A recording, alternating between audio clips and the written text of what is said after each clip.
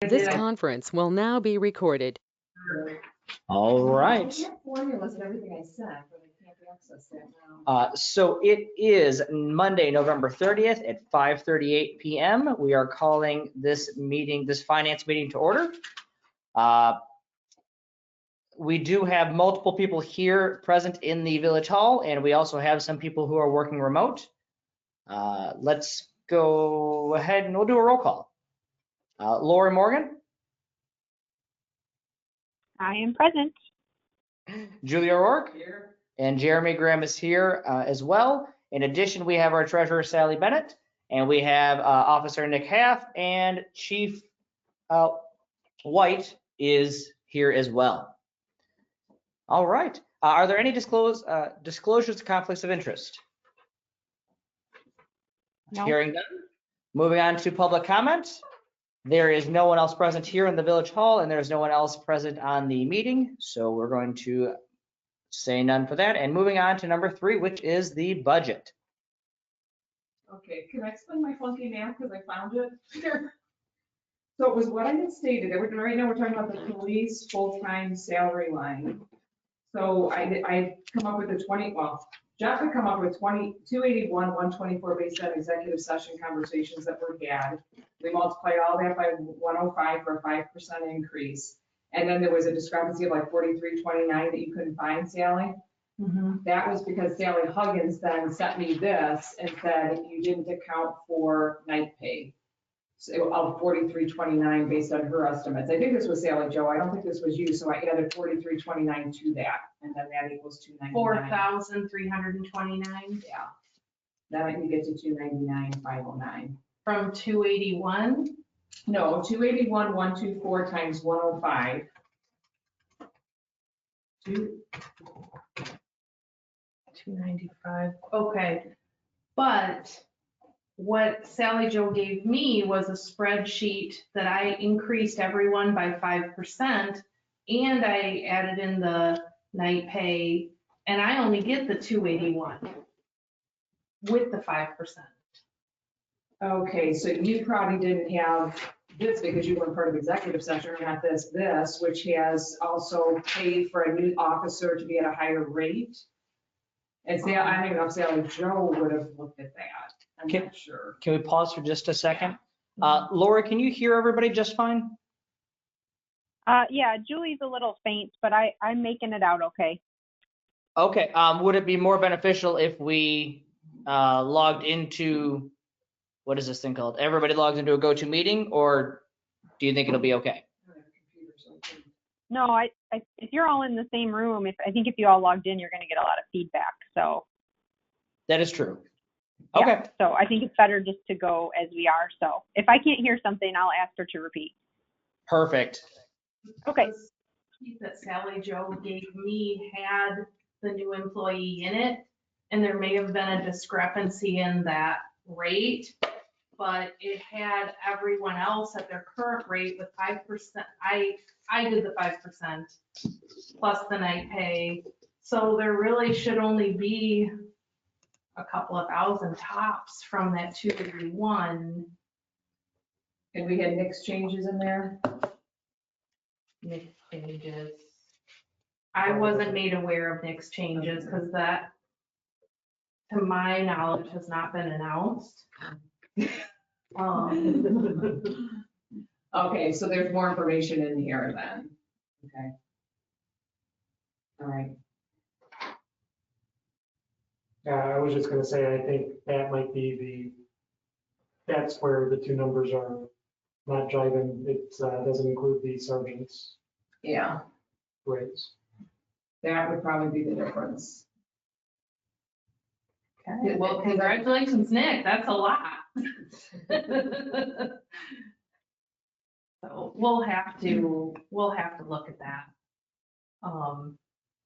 I thought I was gonna be able to connect to my computer, but based on my discussion with my husband, who's my IT guy, I thought that I was connected on my PC with a wireless connection, but it's actually wired. And so if I'm on the network here, I can't, there's something to do with that connection. He said I could connect if I had my own wire for this computer, but I can't. There's no hubs over there. No, okay. It's long, I don't need to explain it all, Yeah. but I can't do it, which I thought I could. That's okay. We can do it the old fashioned way and write it down and. Well, Jeremy, how do you want to run this? How do you want us to go through this? I mean, I don't, you know, we can nitpick police to death. It sounds like there was just some missing information, which I didn't know, so my bad here for just announcing something that shouldn't. And I, you know, since we all know now, where are we in the process? As far as I know, this is working. Oh, so there will be an announcement imminently?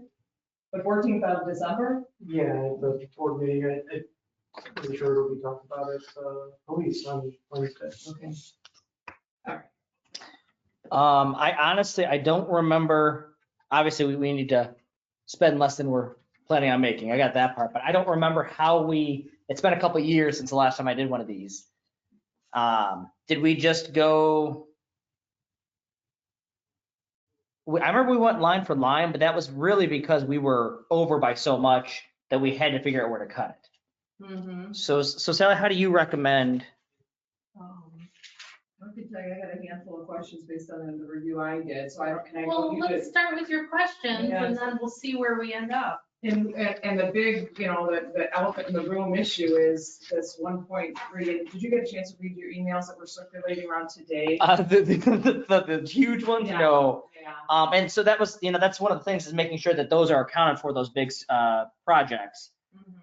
Well, it's that extra RWRD payment that we're scheduled to make a $1.3 million payment. And one thing good about it, Sally, is it sounds like we don't have to decide until December, right? So what Paul had put together, this big elaborate Mhm. spreadsheet, quite honestly, when he was going over it last year, I was like, I have no stinking clue what's going on right now. I'm just gonna listen and absorb what I could. I didn't absorb any of it until I started thinking, well, wait a minute. We got big payments coming due. I know we do. We can't just budget year by year and ignore what we got coming up. So what is coming up? I need to understand we, as a finance committee, and I think you're on top of it based on the feedback you gave on that whole email chain, but for your benefit, and I just learned this honestly. So we have 1.3 million cash payment. We've been doing that $300,000 escrow, so we're in good shape for it. But what Paul put together was this big elaborate spreadsheet that said, yeah, we could just pay the 1.3, but he was trying to push for us paying 1.6 instead, because if we just go on with where we're doing, we are going to have to start increasing water billing rates, it sounds like, in order to make the numbers work. So he was an advocate for, we are stewards of this money. We don't want to keep raising fees for all of the people of Winnebago. So if we have the wherewithal to go to 1.6, then our biannual payments are going to drop from 38,000 to 22,000 or whatever the number was. So he was advocating this years ago, apparently, and when he stepped into your position when you left, he kind of was hammering on that again, and it was good. And I wasn't absorbing it at the time, but I've absorbed it today. Because I was freaked out because this is a huge responsibility. And then to just not think about what we have coming makes me a little nervous. But I feel good that you're on top of it, Sally. But that's the elephant in the room for this. That was probably one of the biggest reasons why I put off the meeting. Because I don't know if you had a chance to look at the DCEO O&M grant. Yeah, I looked at everything. We put in some and they put in some, but we have to receive that and spend it. So. Is that the one for how much? Is that the 800 million? Oh, I thought it was the one. And that's for the water project, correct? Correct. The 854, 750 project? Oh, did I do that right? 723. Let me see if we have the thing that Chad gave me in here. But that's where I'm saying it's great that we don't have to decide on our RWRD till December, because the state's not going to do anything in 2021. I have very little probability they're going to come up with grants, just because we're going to have 6 months of COVID crap we're still dealing with. And then they're going to have to get the backlogs through, so we might not know until 2022. Exactly. So the DCEO thing was 854,000, but some of that is in the engineering line item. Some of it's in the water upgrade, but yeah, I mean, I don't know if Jeremy was here then, but we received just a small little grant from the DCEO probably like 6 or 7 years ago. We received a letter saying we were going to get it, and we spent it, and then we didn't get it for 5 years. Yeah, well, this is a little bigger than 10 grand. So I'm a little hesitant to say we should move forward with this, you know, I don't know. So it's, okay, so this page here, that, and are you driving, Lori, or do you have materials in front of you? Yeah, no, I have them. I printed them at lunch, so. Okay. Yep. So we're talking about, I think, the Fair Graham attachment. Yeah, 854,000. And this is for, is this, you said this, there's engineering in here, there's the water upgrade, is there anything else that this pays for? Just those two things? Just those two things. Okay. So they're in the budget with the breakdown on the bottom there. Basically, everything that's not engineering is in the water upgrade line item. And this is the one that we have to pay some thousand in order to get, we have to put a managed type of thing. Yeah, I think it's 7520. I want to see if I put that in there. Yeah, you know,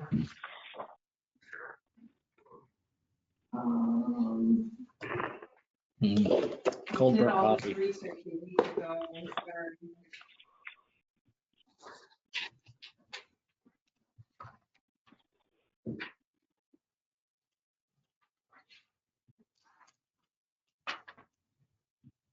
so Sally, so that's coming out of O&M. the 5144541 or 542, I'm sorry, line item? Yeah. Okay. And the engineering would be 532.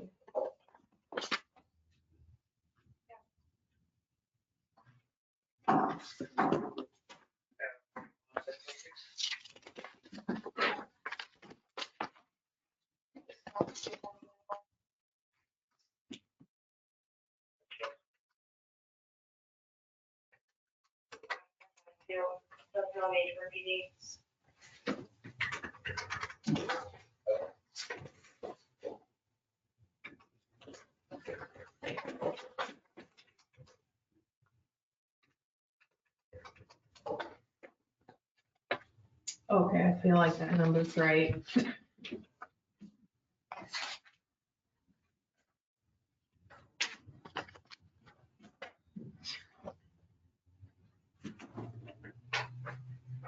okay, so that water upgrade line's got this 723. Which is that 657 plus the contingency. Okay.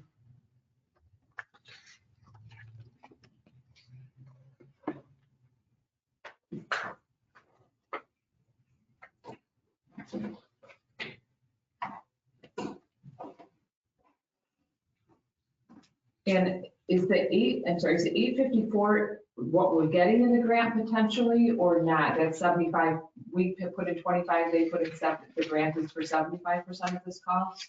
So the grant is 75% of 854, which is the Correct. grant estimate? Okay. Yes. So on the income side, maybe that's where I put the note.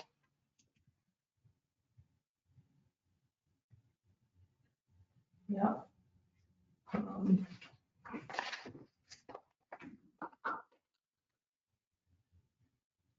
Well, It's the very last page, or second to last page. So that's a DCEO, transfer in from reserves.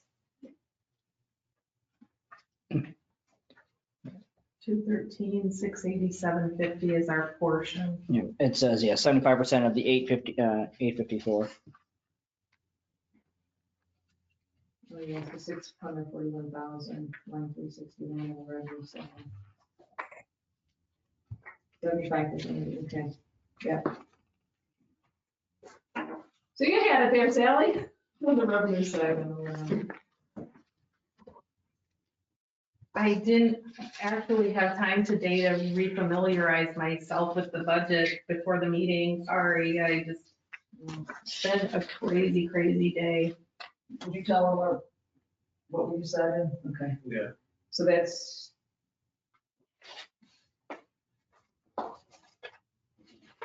The other, and I don't know if you guys plan on staying the whole meeting or, because I have a couple of police questions I can ask while you're here too. Or if you're staying the whole time, just because we're gonna, I think, write a bunch of questions down, because it's gonna be expensive. The,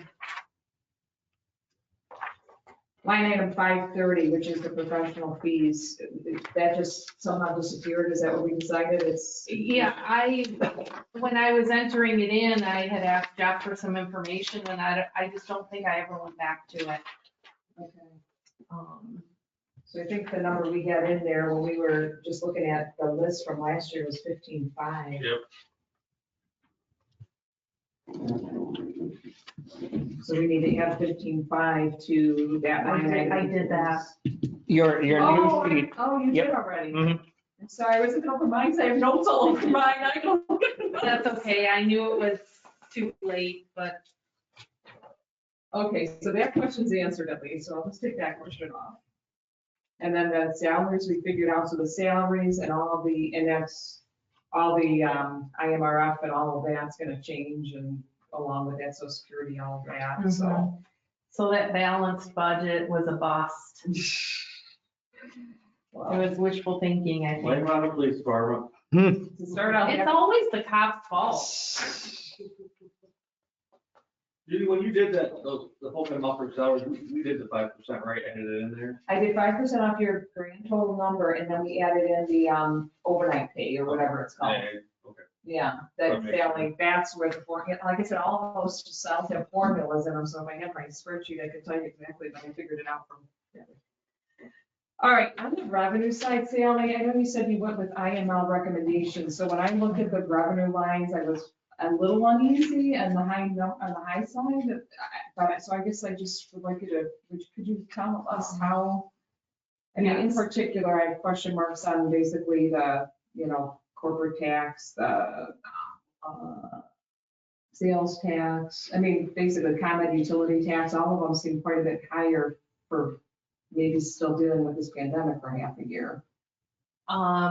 The IML pushed out an update to what they had originally sent out, and they actually do the calendar year one now, which is nice. I did put in the notes how they were calculated. So for instance, income tax, you can see that note on the bottom there. They're saying it's $100 per capita.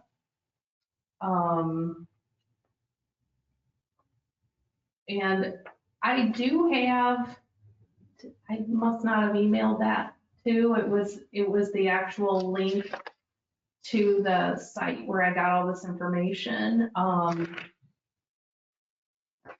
But, okay, just so I understand, I'm just asking for my own understanding, why would we do a formula like that rather than just look at what, like our 3-year history and kind of gauge it by that? Because that's what we've done in the past, I believe. Well, I think in the past, I've actually used the IML a lot, but with the income tax, I mean, we have, other than history, we really have no way of calculating that because it's pretty much just whatever the state is willing to give us. And actually, I was wondering if in this calculation, now that we're talking about it, a thought that came to mind was that Pritzker had said that if the fair tax didn't pass, that they were going to possibly, it was going to be painful for municipalities or something like that. So I don't know His if thought that, process, he's just gonna raise taxes and cut services in other ways. So that's the source of this, is the state giving us so much per capita based on legislation that's out there, so it is more reliable. It's just a matter of if a lot of people in the community lose their jobs, or would it even matter? Is it per capita or per working people? How is that one calculated? 3101 is probably our population, isn't it? That's Yes, it definitely is. our population. That's just a guideline from IML. Yeah, I always wondered where the income tax came from, I don't even know. So the Yeah, state. we decided- don't get any inside information on how they calculate it. We just get what we get. But, it is based on, I mean, there is a formula out there for what they charge, and I can't remember at the moment how that one is calculated. Well, I mean, you got a formula there, it's just, and since you said you've used it before, how far off or how close has it been to what you budgeted over the years? Do you have an idea for that? Because I thought this time, How much different is that than what we have? I mean, you have, oh shoot, I'm sorry, that's one I didn't, I did not have a question mark on that particular one. So income is lower. Yeah, I'm sorry, that was one of the ones I did not have a question on, so I'm sorry, I was looking at the wrong one. That's okay. Which one did you have a question Well, I on? have a question on the corporate tax, which is the very first line on 300. That's actually our property tax. Okay. And that is, That's we pretty- received that CPI from the county already, so Okay. that's a sure thing, like death. That's their taxes. Okay, that explains that. How about the ComEd utility tax, which I thought had been kind of going down on a regular basis, but Did I do anything special with that? ComEd, I just did status quo. Last year, we collected 112,400, so as the actual number. okay. Yeah, this is through November, so you're gonna post another month's worth in the year to date.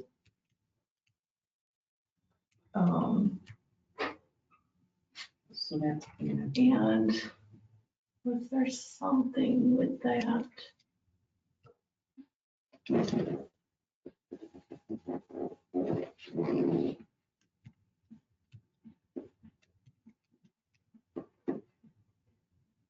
The other side of that is we're supposed to have lower bills because we changed the LED. mhm. So that's kind of why I just kind of left it the same, although I don't know, I haven't gauged whether we have this year. That was done last summer, fall. So I guess that's something I could look at and see, but we've had so much going on with those bills. I know. And I don't know if it ever did get straightened out. Well, I just got one today that I think is the bill. So, and it was, can't remember what the amount is. Because I had gotten a bill and I know it had late fees in it, and I'm like, no, Yeah, that's, we're not doing that. This has been an issue with George all this time, and so I sent him an email last week, and I believe that the bill I have in there, which is right on top here, I'm gonna look at it. Too many numbers, I can't remember what it is.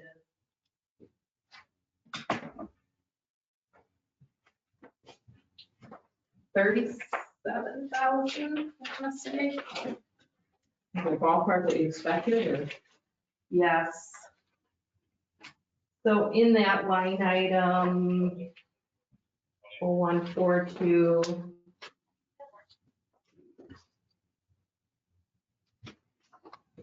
Let's see, lighting.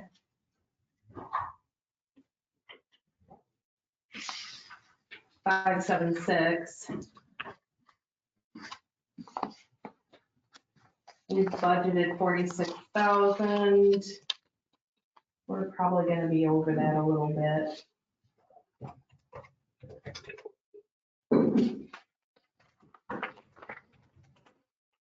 Probably gonna be more at like 52. So maybe that's not such a good thing.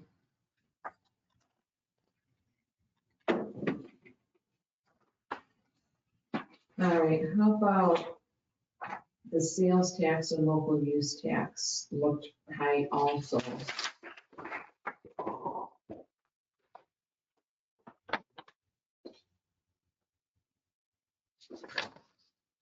Local use was given to us by IML, and that has been consistently increasing because of online sales. Okay, Um, so this is also supported from the state of Illinois? Yes.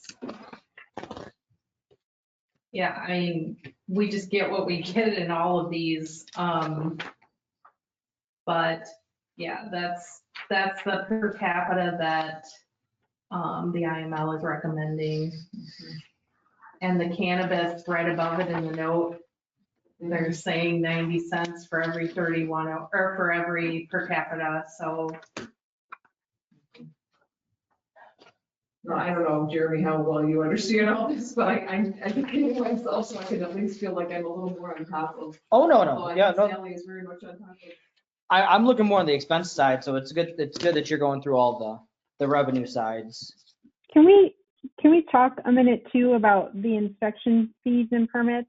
Do we know that there's still that much damage outstanding that we think we're going to make a jump?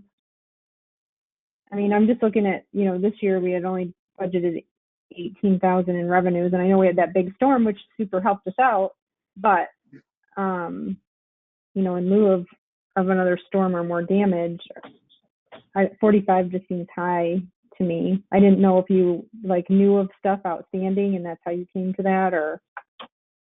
It is, there are still over 337 properties that Dick Maderis has not inspected. And Okay. with the rates, the breakdown is that he gets, I believe, $5 for each one of those. Okay. And we suspect that there are probably about 200 more roofs. Wow. And so there was some Okay. thought in that, Lori. Well, that's why I asked. I didn't figure you just picked it out, but I was like, man, I hope we're not anticipating another round. I just wanted to make sure where we were getting the numbers. But I did talk with Kelly about some of those, and we came up with some numbers that made us feel more comfortable. On the expense side, the inspection fees, I have, it's less than the income because we've actually received partial payment. We've received all the payments for the permit, but we haven't actually paid it all out to Okay. the inspectors. Okay. You know, Well, and we did mid-year, approve.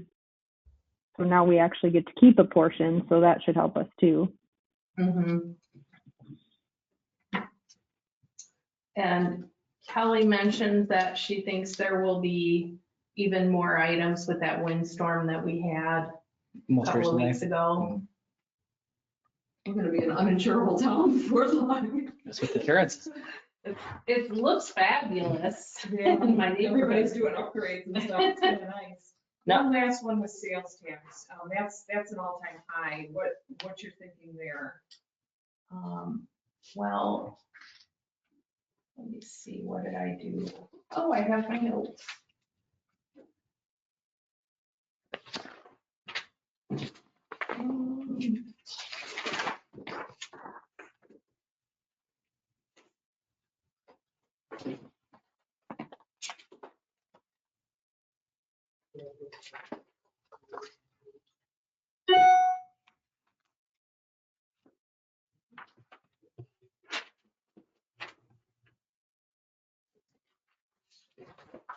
These are my O&M notes.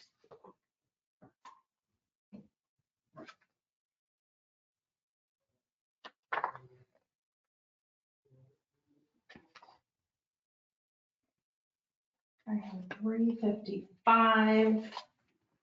And that is, I looked at our current sales tax.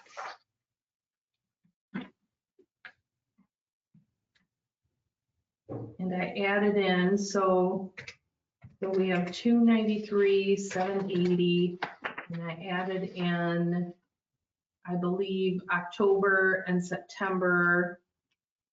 I think that's what it was.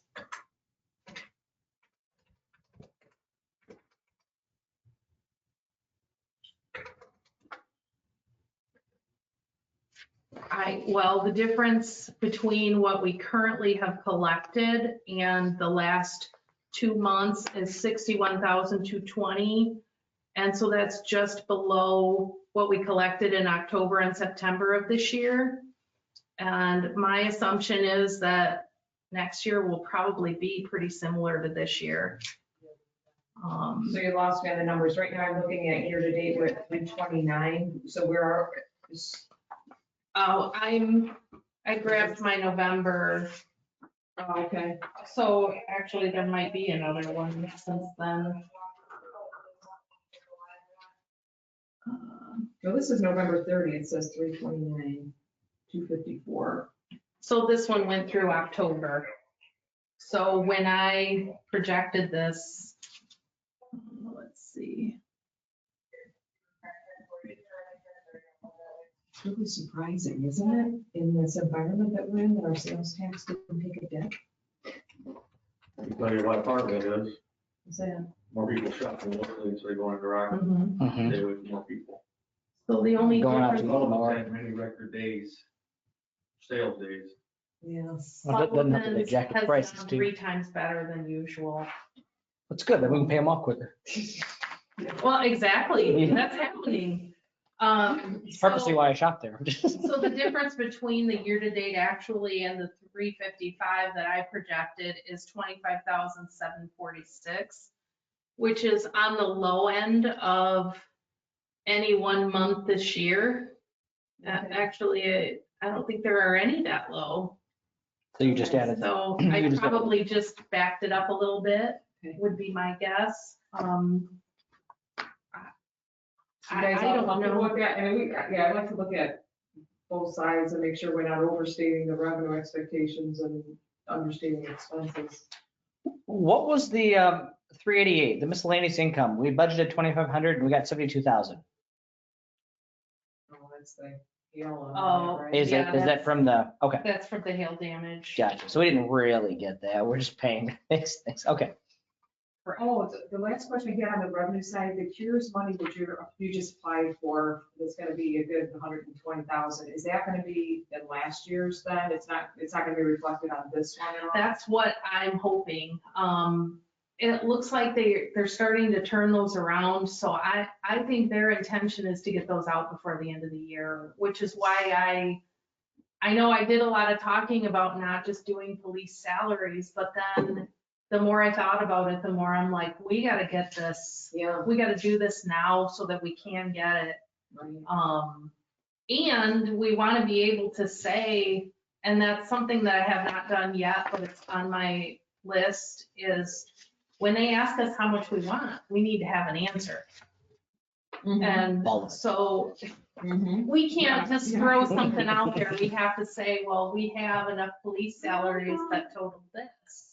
And that's a sure thing. So, you know, we also have legal fees and some other, Kelly and my computer.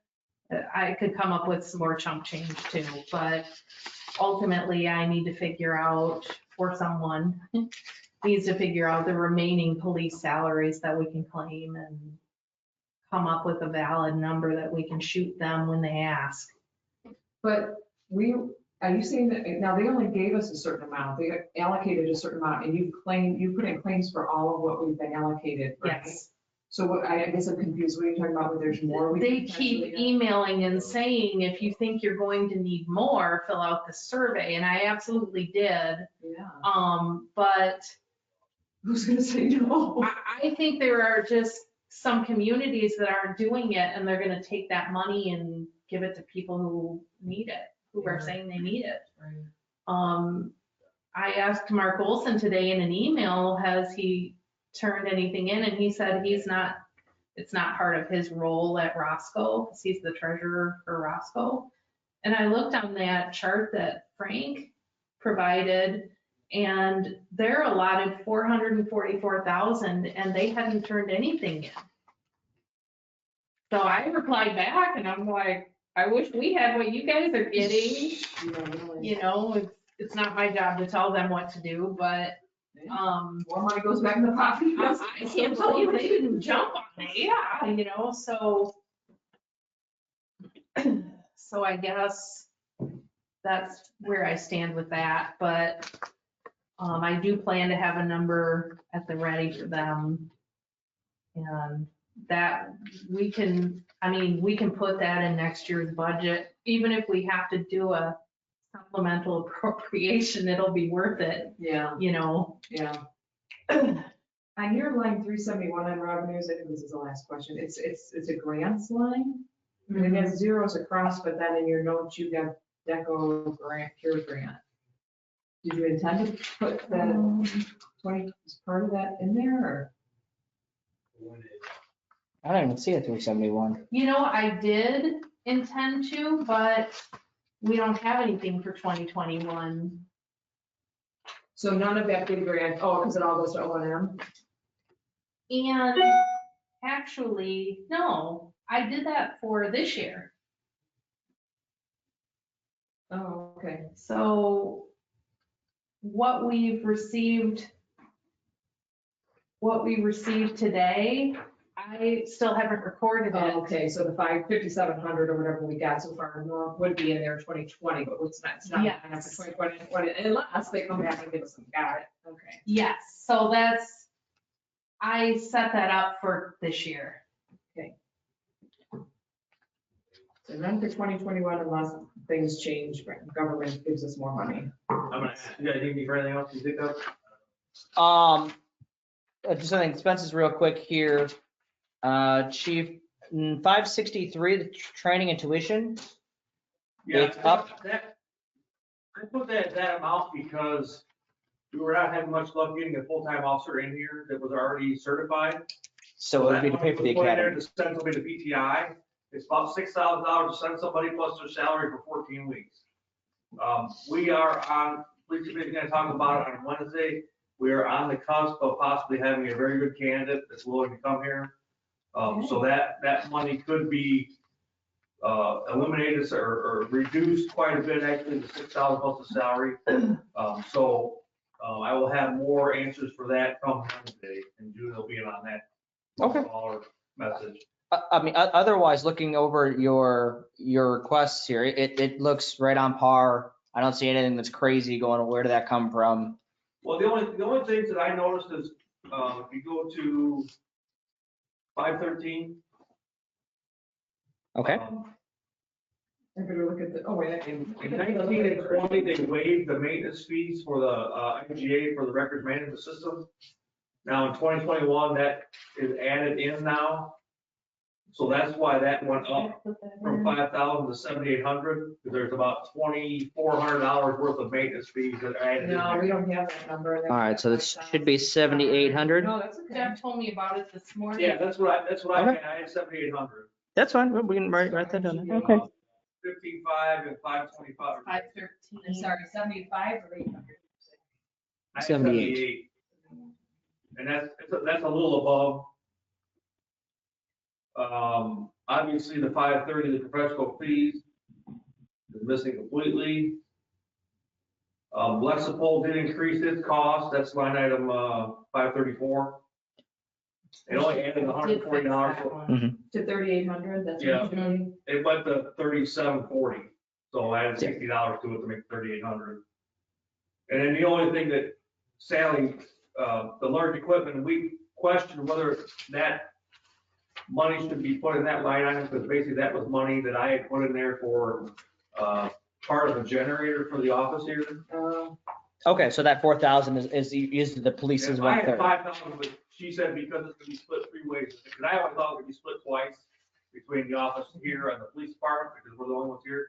She explained to me it'd be split 3 ways, so she dropped $1,000 off of the 4. Okay, yeah, like, I mean, otherwise, everything else looked within reason, you know, plus or minus from last year. I think, Yeah. I think the only other thing that kind of was the IMRL. I had 51,047 as an estimate, and Sally come up with 46,921. Well, that's all tied to the Yeah, salaries. So It's all, so- it all goes together. So that, the admin, the social security line will also go up. When the salaries, once we more than what we're doing there. But at least we found out what the discrepancy issue was. Okay, good. So your 773 total budget for police, I think our draft was 804. Yeah, I think so. And I think that's closer to where we're gonna be, so you had 15.5 in the admin alone, or in professional fees alone that got dropped, so then that and the salary adjustments. And then you do have your sinking fund in there for the police cars, it's good. And those couple down at the bottom, the alert user fees, we don't have anymore, because that's integrated with the records management, so that's eliminated. And a couple other small things are GPS systems that we had in the car, we eliminated those at $1,800 a year. So have you gotten any industry nudges as to where fuel will be headed for 2021? No, and that number I put in there was kind of a precursor to Mr. Prisser deciding he added more tax to the fuel cost. Well, it's right around what we budgeted, a little more than we budgeted for last Yeah. year. So like I said, if it was Well, 30,000, yeah. And the only thing I made it bigger was because if you look at it, we had one less person driving around. I mean, because we've got range and that's been going on. So that person having the patrol aspect up as much as he did, was gonna make that change. So I added just a little bit more to it, just to make sure we could cover what we had. If we add a person, the third person back in, which is hire another person, that's be another person driving the vehicle. Absolutely. So.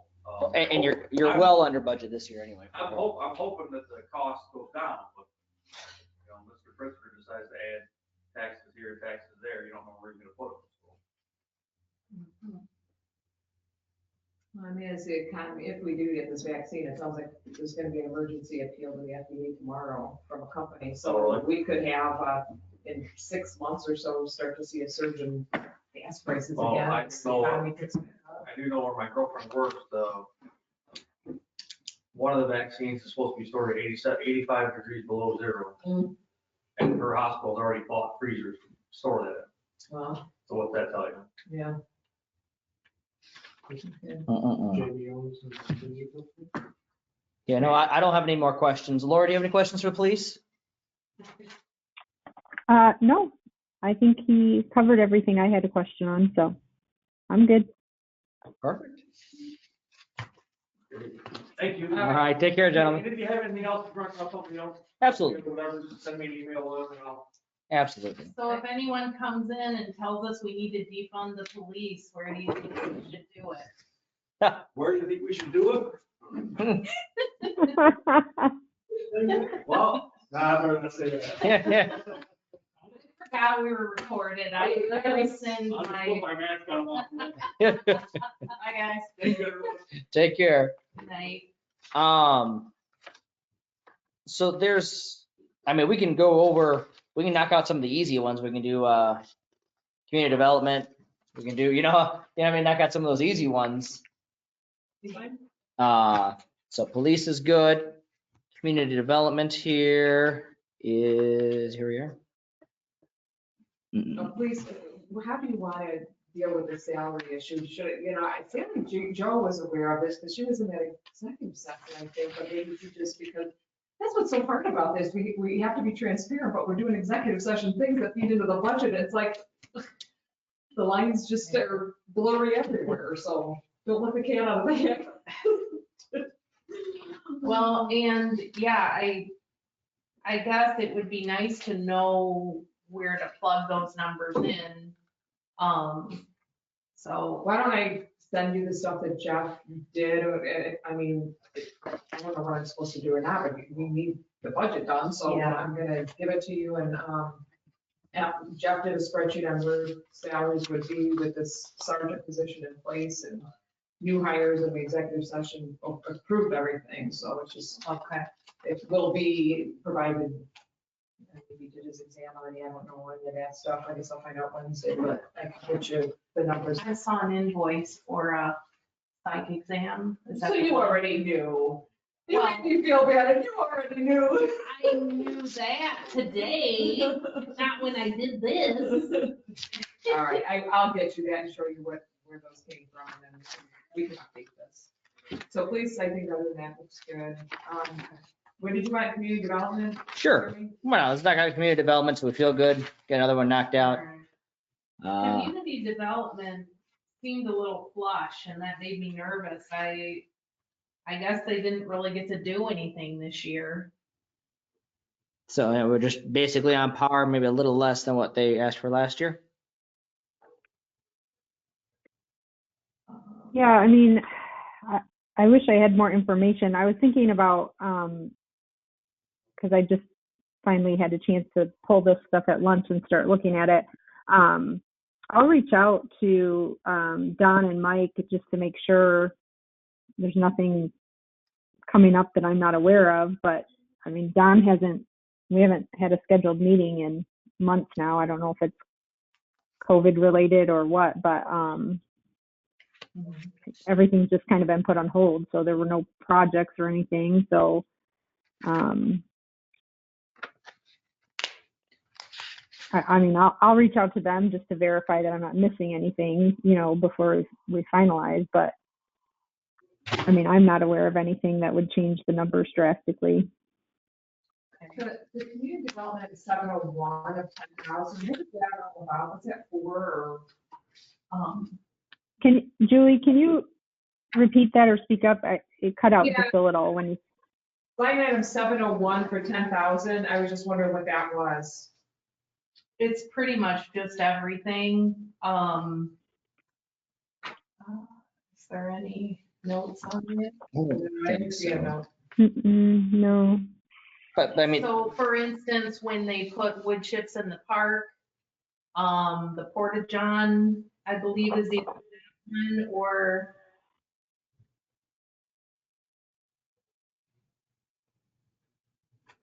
community development. That, community thinking of community projects. expenses. Yeah. Let me just go look on really quick and I'll see what we've paid out this year. I'm sure I'm just forgetting. 2000. Yeah. My assumption it's to go out to build the community. So you're going out, you're talking to Starbucks, Dunkin' Donuts, you're paying for site surveys to say, I think that's what we did, Jerry. I think we booked something in there to pay somebody, like a consultant or something, that we could go out and do that for us. And then, of course, COVID hit, and so we didn't do anything like everybody else in the world.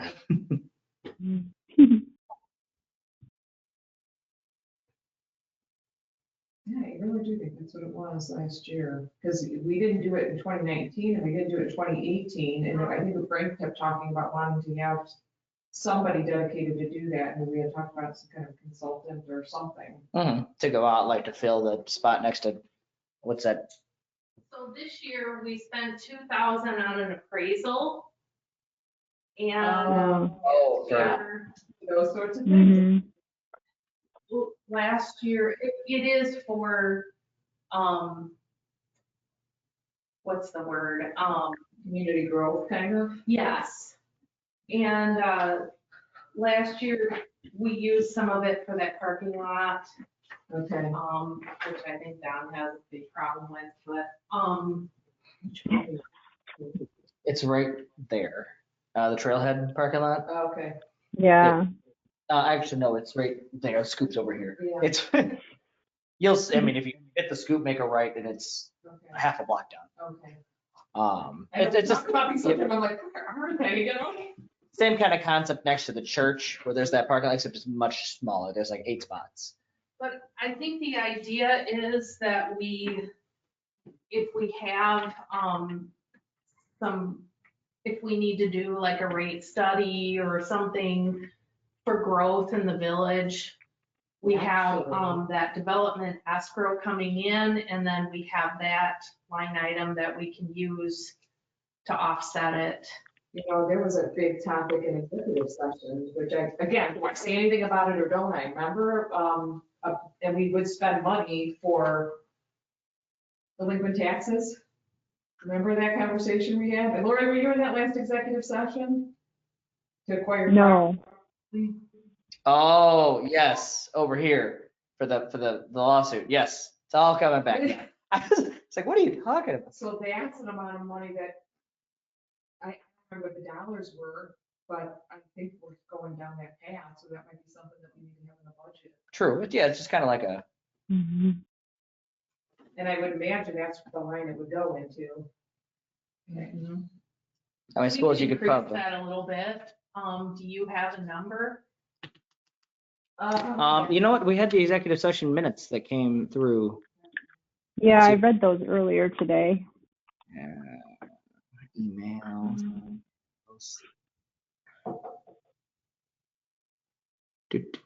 Board minutes. We're not increasing your revenue line, but we're increasing your expense line, Sally.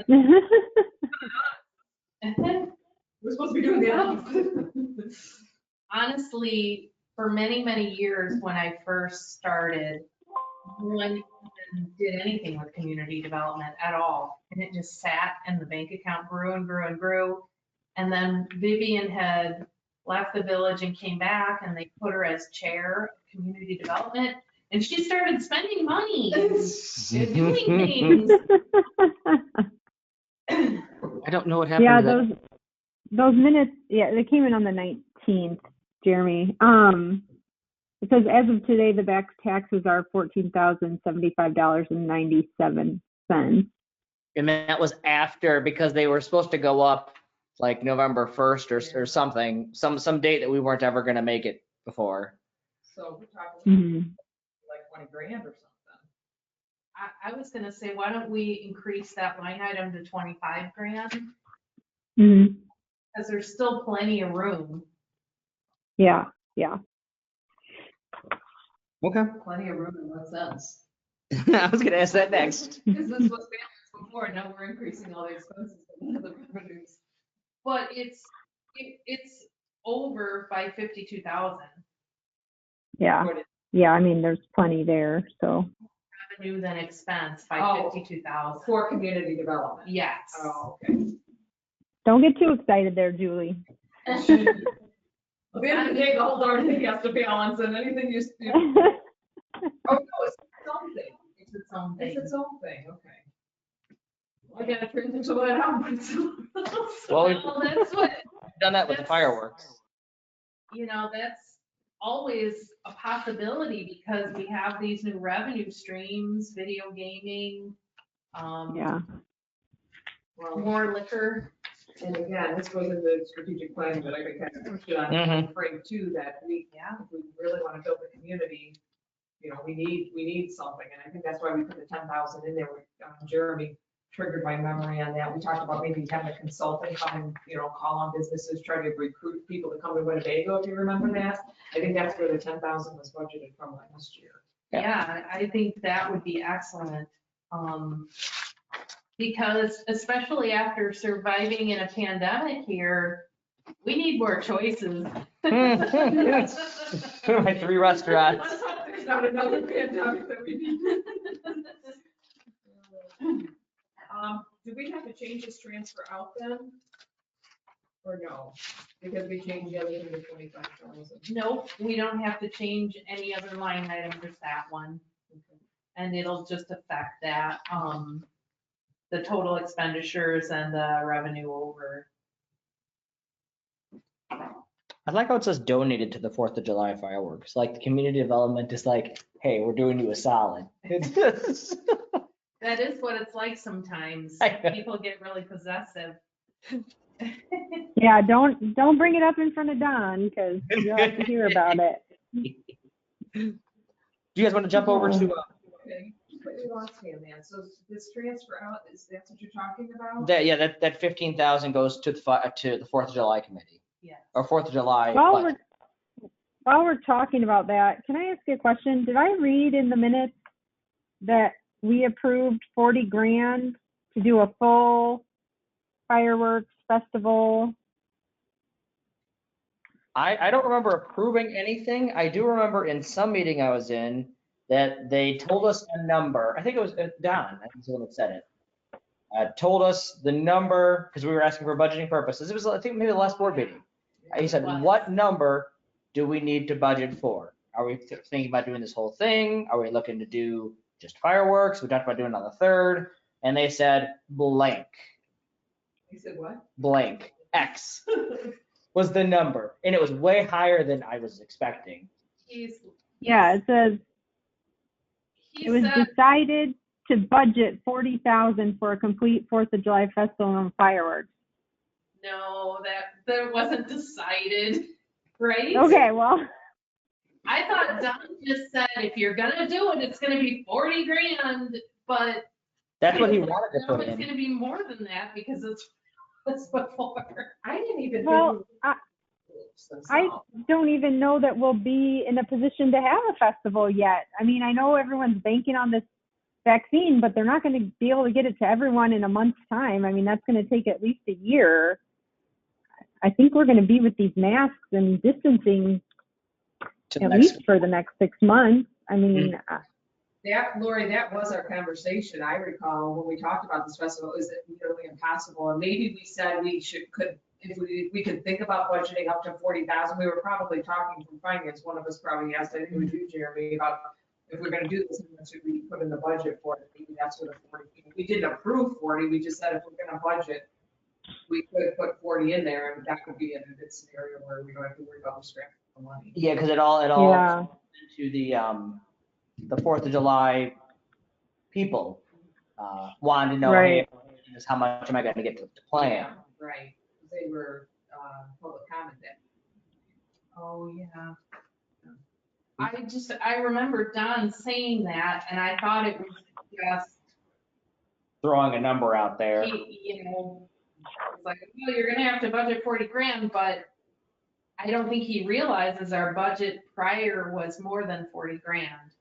I think it was 50. Right. Now, theoretically, we didn't spend any on the fireworks. Well, it's fake money. It wasn't. We didn't actually have the money and put it to spend it. I was gonna say you could take last year or this year's 2020 fireworks and add it to 2021's, so you would have the 45, just in case. But it's not real money. We were just anticipating on spending. Well, and that is a really good point, though. Wouldn't it be nice to start a sinking fund during the pandemic for the fireworks? Maybe we could do some transfers for the future. I thought Frank was of the mindset that he wants businesses to fund the fireworks or community, not just businesses, but I thought he wanted us to get out of funding the fireworks. That's the way he's been talking, unless I'm mistaken. One way or the other. I do think we need to not do it on the 4th, though. If we do it on the 3rd or the 5th or the weekend after, a lot of places do, so they can go enjoy the fireworks elsewhere, we can save 10 grand. But that's a future thing. Yeah, I just think if we have this committee that's really gung ho to do stuff, we really should have what we either need to tell them we're not going to give them anything or have a budget there for them so that because it would be frustrating from their point of view to be like, well, Yeah. you haven't told me anything. Well, I mean, because literally we've given them nothing. We said Yeah. we're paying with the 20,000, we're paying for the fireworks, and that's it. Mhm. I just put that in there because I really didn't know. Oh, absolutely, absolutely. So, Yeah. in cement, but yeah, my takeaway was that we weren't going to have a festival when I was at that meeting, but Well, and then the other issue is the signing the contracts, and I remember this from a couple of years ago. It was a big issue when we had to cancel, when we were to cancel, because they said, hey, no, you still owe us the money. We had a contract, such and such. We don't even know if there's going to be we're going to be allowed outside. Well, and we have to sign that contract in March, and I don't think COVID's going to be cleared up enough for us to be comfortable signing that, Mhm. knowing we may have to cancel, so, but I mean, I like Sally's idea of, creating a sinking fund if that's what we want to do to plan, for future years and help build up funds. So, But yeah, go ahead. go ahead. Oh, I was just going to say, I recall what Julie did about Frank saying he didn't want the village paying for fireworks. He wants that all to be, raised funds. So, but with COVID and businesses, even if we did get to go ahead, I don't know how much they would raise this year because all the businesses are hurting right now. What would be the benefit of the sinking fund? I understand the benefit of sinking funds in general, but for this specific thing, if we wanted to spend 30 grand, we would just budget 30 grand. So at what point would you ever, unless we only did the festival every other year, we put 20 grand away, and so every other year you had 40. Well, they have like, I don't know what in the bank, like $300, something like that. So the benefit would be that the people who are planning, say, for instance, if it is a festival, that they wouldn't just be winging it with donations, they would have a base. And then donations would Supplement that. supplement that back. Well, couldn't we do the same thing with just budgeting? If we're saying, hey, I'm giving you 30,000, now you have, and 20,000 of that is for fireworks. Now you have a base of 10. I just don't know when would the sinking fund, Well, like you said earlier, though, the money from community development is a donation. It's not something that automatically happens. true, but since neither of them technically make money, it's, Community development makes money. They get liquor license. oh, you're right, fees, you're right. Franchise Mhm. fees. So, yeah, I mean, I'm on your wavelength, Jeremy. I think, if the only reason a sinking fund would make sense for something that you're gonna do every year anyway is if you wanted to do the big family fair every other year, every. and then you'd have 20,000, and yes. And then if the committee gets these donations and they're able to pull it off, and we could plan on it, we could do it more frequently, but then that gives them the base that you're talking about. And then I think it keeps the festival more fun because it's not every year. It's not, it's every Yeah. other or every third or something. I don't know. And we could trade off. I'm not a big supporter of the festival personally, but so many years though, we just had people saying, oh, it will be fine, and I'm biting my nails like, well, what if we're not? And then that most current one we had, we weren't. Oh, yeah, that was awful. I worked that one and there was just not a soul here. Last year? Not last year, whatever the last year we had one was it? Was that 19? Oh, was it 19? 19. Yeah, it was 19 because I worked it too. Well, and the problem is if you don't, 4th of July, well, 4th of July is a holiday that, people have their set thing they do every year. And if you don't do it every year, you're not going to be on their radar. They're going to have other plans. And I think that hurt us. And then lack of volunteers. And I don't, but the way the world is, I don't know that I see the volunteers coming out of the woodwork, so, I'd rather sink money into just doing a nice fireworks show. If the 4th of July committee doesn't get the local businesses involved in the festival, it's never going to fly. And that was part of what hurt us in 2019 is the businesses were doing their own thing separate from the festival. So if you don't have a beer garden and you don't have the businesses involved, the festival's never going to succeed. And from the village's standpoint, we can say, hey, we will do a parade and we'll do fireworks every year. If you guys want to do something else, you got the Chamber of Commerce, you've got, you guys can plan something. Right. But from Right. 9 to 10 is the parade and the fireworks kick off at 19. Yeah, Yeah. that's cool also.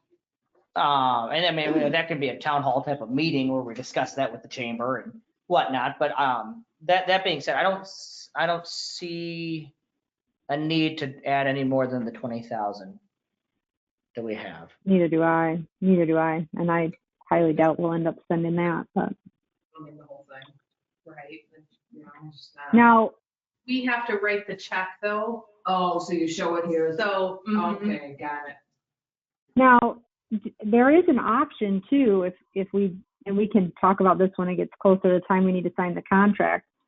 I don't know if you guys heard about what Rockford did, which was they announced they were going to have fireworks throughout different areas of the city, but they didn't disclose the location so that people couldn't gather.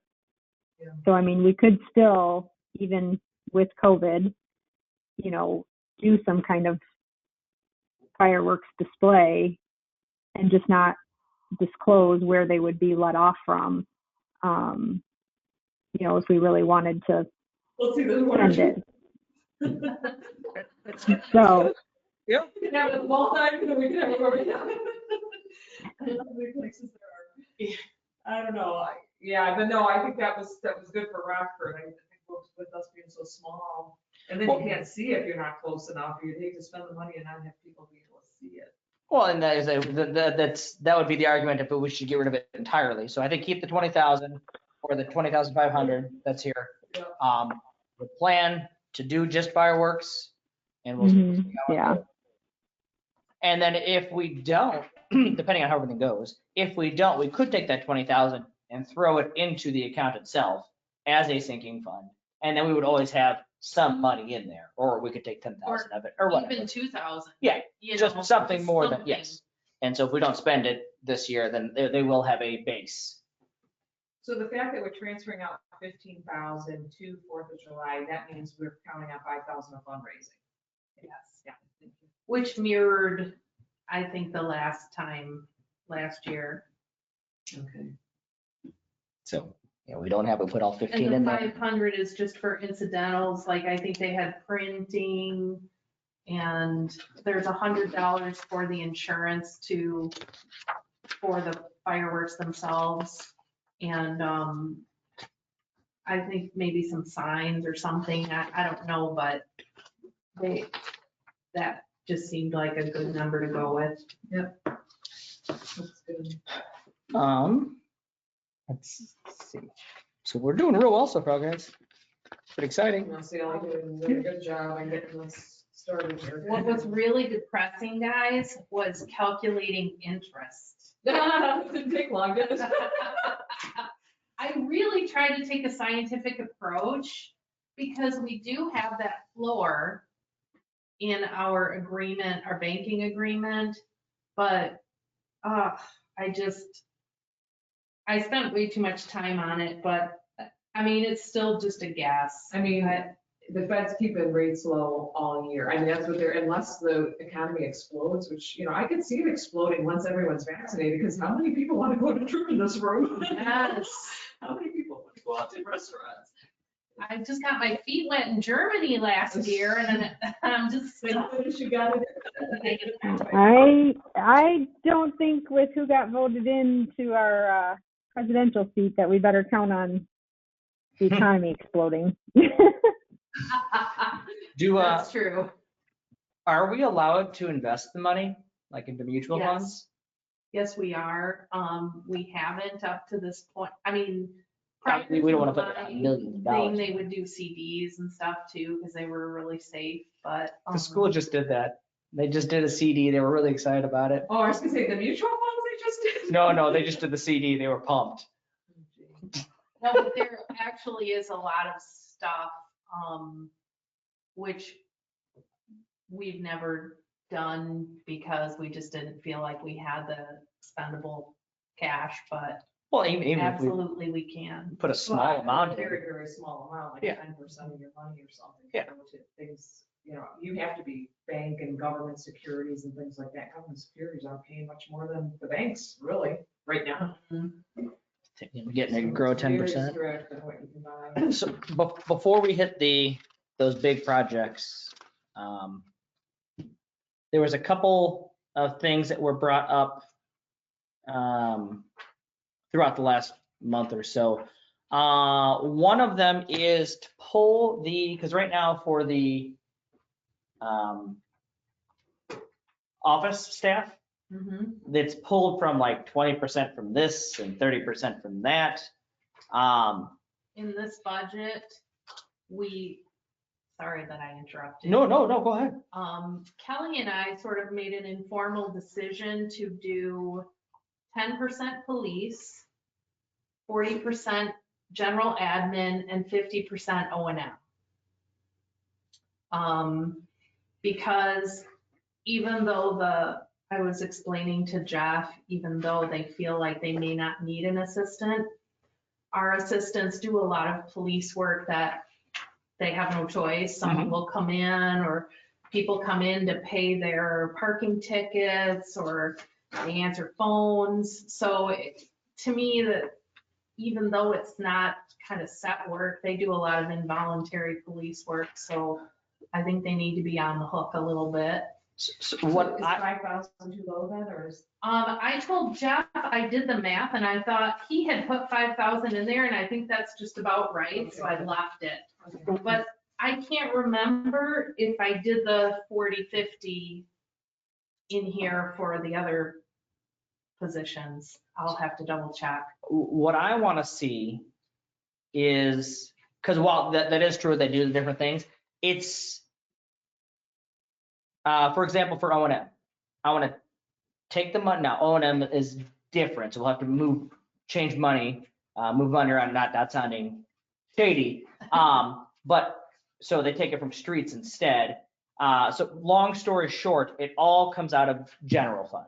So now and we're gonna pretend that O&M is in its own separate thing, okay? Okay. We're gonna pretend like it's a normal account, just like all the other ones. So they're still gonna pay their share, but instead of it always coming out of O&M just gets 20,000 less, and 20,000 more goes into the general budget. And now it's not well, you're working for me for 20% and I'm evaluating you, you're working for 10% of that. It's the money has now been taken out and it's all in general, and the office pays for the office. So 10% comes out of the police budget. It will never go back. Well, it doesn't, it comes out of the police budget and goes into the general. So they're still paying their share, but it's no longer on the police budget. They don't see it anymore. It has nothing to do with them. If they do work, great, because that's part of their job, but it has nothing to do with police. It's all here, and Kelly would oversee that. So. Now, O&M's a little harder, Yeah. so we would have to figure out, so it would come out of streets. Transfer in from O&M Yes, in order to move the cash. correct. Or we would just, it's something that we were gonna pay for streets, we pay through for O&M legally, and then that would come out of streets. So it's still coming out of the Public Works Department, and then it would just they would just make 20,000 less as their overall to begin with, and general is 20,000. What do you mean they would make 20,000 less? So right now, we'll say Public Works is paying for $20,000 for the office salaries. So and they normally, we're gonna say they make 100,000, right? So now we would pull that out. And so now every year, Public Works only makes 80, but they never have to worry about paying for the office salaries again. Because that extra money that they were paying is now in general. And so now they don't have to worry about, this part of my budget's going here, or this person worked overtime, so now it's affecting my budget. It has nothing to do with Public Works at all. Nothing to do with police at all. It is now all general. Now I know police is in general. It's all done here. So overtime is now managed by Kelly. It has, if it goes over, then she has to deal with it. It's not these other department heads trying to balance, and because they don't technically, I'm gonna use the term own these staff. So the money, the general wouldn't be spending any more money that they didn't have. They would just gain more from those other departments. So, and I'm not dodging what you're saying, but the way that O&M works is that some of the calculation for the water bill pays for administrative costs. Correct. So, So you made that money for the administrative costs, but you don't have to actually spend, unless you do, have to actually spend it on administrative costs. Do you actually have to take that dime or that dollar and put it toward it? Because in the end, that you would still get the same amount, everyone would still have the same amount of money, just the responsibility and who pays is going to just change hands. I guess I'm not following, because with O&M, it's gotta be its own business, it's gotta be its own unit, right? For O&M itself, yes, so that's a little harder. Police would be an easy one. Police would be an easy Yes. one, yeah. Now, O&M and streets kind of work hand in hand. Right. Streets is under general. So in my head, I would take what O&M was paying and pull it out of streets. And then O&M could help cover down on that because they have a little extra 75-25 split on a project, it might be now 64, 80-20, yes, something like that, to cover the cost still. But then Public Works will never have to worry about office staff. And police will never have to worry about office staff. Now, does that, but every single person in Public Works has a split salary. Chad has a split salary, Jimmy has a split salary. Between O&M and streets. Yes, but then now they're independent though. So Chad is in charge of that and doesn't deal, because again, he doesn't come up here. And it's no longer, this whole realm is no longer Public Works or police's responsibility. This is the office. That's the police, and then that's Public Works, and that's fine. so And is this more of a management of people and time issue that the reason you're wanting to think this way, or? both. So for example, I know that for the evaluations for the front, right? It goes through multiple people, right? Chad has a say in it. Jeff has a say in it. Kelly has a say in it. I don't know. They probably at least ask you if you don't physically. No, they don't. Oh, okay. But right, there's a lot of hands in this, all part of the same evaluation, where it would be cleaner as well if it's just Kelly. And again, if Kelly goes, hey, can you tell me how they've been helping you out with police or for water billing? How can I get your input on this? What do you think? Yeah.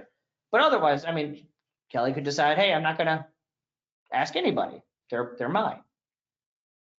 But that's pretty much how it goes now, I think. Although maybe that's how it was when Diane was here. And maybe that changed when Carrie was here, I guess, because, excuse me,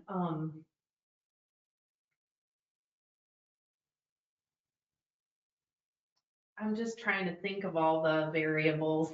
No, that's I'm fine. not thinking, And I don't know all of the ins and outs of it, um, but I think it would be cleaner. Now, it would be a little messy at the beginning, trying to transition, but otherwise, then, that $5,000, we just move it entirely, we reassign it, and now police doesn't ever worry about office staff. When I asked you, Sally, do those numbers mean anything when people buy for their time? So we have Carrie, who is trying to help police, trying to help the water department, trying to do office stuff. Those numbers probably never entered anyone's mind that Jeff knew he only got her 20% of the time because that's what he was budgeting. I'm guessing none of that thought process was happening here. no, it's more of just a guess. Just like, how do you account for how much time Jimmy spends on O&M versus streets? Oh, correct. I mean, we have that as he's 75% streets, 25% O&M, and then it's the opposite for Chad, just because that's just a simplified way of doing it. And I mean, going with that as well, wouldn't it just be easier to go 100% O&M for Chad, 100% streets for Jimmy? Well, easier, except that O&M has all the money. But if you're gonna go 25.75, I mean, they don't make the identical salary, I got that. But it's gotta be close to the same in the end, right? It's not like 300,000 and 30,000. Joel might actually have better input on that than me. Cause I guess this is how it was when I started, and I understand why they wanted to feed from those different departments, just because it feels like then everyone's contributing who should be. But yeah, I don't know if there's a better way. I think a lot of it was driven by the general fund suffering and O&M saving the day. And that's why for like police, general fund, well, I know they're both on the same thing, but the general fund wouldn't just have to suck up that extra money. It would transfer from police. So general fund for the office is not out any more money than they were before. There's just no need to contact the police as part of this budget. Now, the O&M one is it's a little harder because again, it's its own special thing. So Yeah, but I understand O&M can't transfer money out, but you can use general fund money to go in, right? O&M can transfer out. To the general fund? I thought there was a special law thing preventing. That's MFT. Oh, you're right. Secret, that's what Frank had mentioned to me, so. Okay. And I suppose we could do it that way too. At the beginning of the year, it's supposed to be 20,000 and you transfer January 1st, 20,000 transfers over to general, and then public works has nothing to do with it. If it ends up costing. Really that much different than having the split salaries? I mean, why That can't they have a part, split salary and still be, absent in the front. right? I think it's messier than it needs to be. Because then it is for when it comes down to it, I'm just saying here for like overtime, no, they're only mine 10% of the time. So I'm only paying 10% of that overtime, or none of that overtime was for me. It's not coming out of my budget. None of that happens anymore. Because Does it's it happen here. now? Uh, That's why, that was why I was asking you the question. I mean. I've heard it this year because of the permit fees and Kerry went way over. Yeah. Which is why it was brought up again. Now, usually I'd probably not. It very seldom used to be. I know that between Joy and Todd, that was a big issue. And like you said, with the permits and police, but I don't know. I guess, yeah, I don't know what we're supposed to do when we get slammed with permits. It hits everyone. Absolutely, absolutely. And I've thought about this a lot. It's like, how can we make this better? How can we improve this so that we're not just completely slammed? Well, and I think the two employees up front are going to greatly help that. Well, yeah, and then it's hard about sometimes get efficiencies and Mhm. figure out how do we do online permits better, faster, or whatever. How do we do online billing? How do we go on paper or little That is cardboard things? in the works. Yeah. And Carrie did have to, because of COVID, do all online payments except for just a handful. But, I mean, there were thousands, that in the beginning, like I did a transfer for 1 month that was like 15,000 something of permit fees. I think that was in May or June. And so, yeah, it's like, that's, so hopefully that will help with the two people to make up for that. But yeah, as far as the relationship with police, I really don't know. I know that when Todd was here, he had an expectation that Carrie would be there helping him with FOIAs and helping him do On like whatever Monday, the list Thursday, and was. Friday, yeah. Yeah. And so then again, it's no longer, we'll say, Jim, it's no longer Todd's position. The money's over here. He can go, hey, Kelly, we do need some help on this stuff. So whenever, because you're managing this, so whenever they get a chance, we need, can you get these things done? And again, that's now Kelly is now the delegator. Hey, we need to get this done now. We're gonna get this done as the. I think that's the way it should be now. Yeah. Correct, absolutely. And by removing the money portion, they no longer have ownership. You're now saying, hey, we need some help on this. It's no longer, I own you Mondays and Thursdays, 10% of the time, so come over. And I'm not saying they do this, but Yeah. in general, because then it's no longer, and it's the same thing with your salary, right? Isn't it like 10% of yours or 20% of yours? It's 10% of me and Kelly and O&M. And so I don't think. No, it's 20. You're right, it's 20%. And again, not that the general fund would now have to absorb that. It would come over to general, and now it's just general's job to pay you 100% worth. Now, again, the O&M's a little harder because that's where all the money is. But again, if we pull it from streets, and now when we do projects, it's 80-20 in lieu of 60-40, because O&M's got to cover that extra cost. But that's their problem. It's just something to think about. I mean, it doesn't have to happen now. I just slowly cleaning this up instead of, 5% here, 3% there. I mean, it would definitely be easier to look at the budget and know what you're looking at. Because most salaries except police are split. Multiple times. Mm-hmm.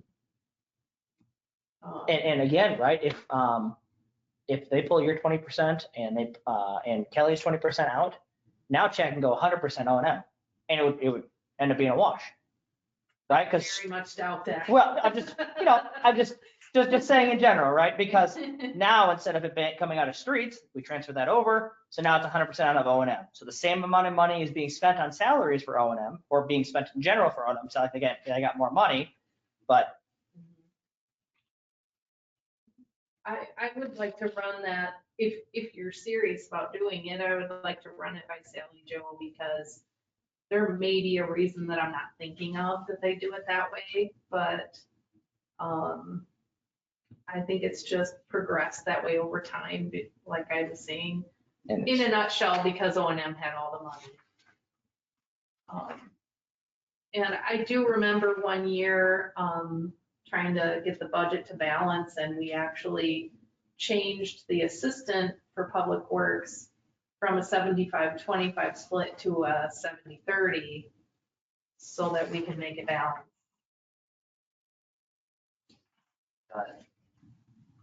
Yeah. Can I ask a couple of other expense questions from the budget, or do we want to go to one of the funds? Jeremy, No, what do you? feel free. Let's see what the question marks. I answered that one already. Let's see.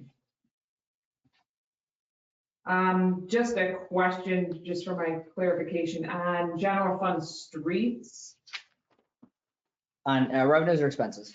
expenses. Okay. Expenses, So we have- rates. Do they have some maintenance planned for, they've got a $12,000 expense item for the maintenance service building. I think it is 511. That is new relative to history. There's nothing in the notes, so I just wondered what that was there. Let's see if he wrote it. It just says CY 2020. And I thought last year they were talking about doing some kind of maintenance, but, when we were budgeting, which we didn't really, well, we budgeted 8,000 last year and they didn't do it. So my guess is it's something that we talked about last year. So Chad wrote that in, and maintenance service building, I wonder if, I don't know if he wrote in hail damage. Oh, would it be repairs maybe from? Oh, he put, okay, wait a minute. he did write on here,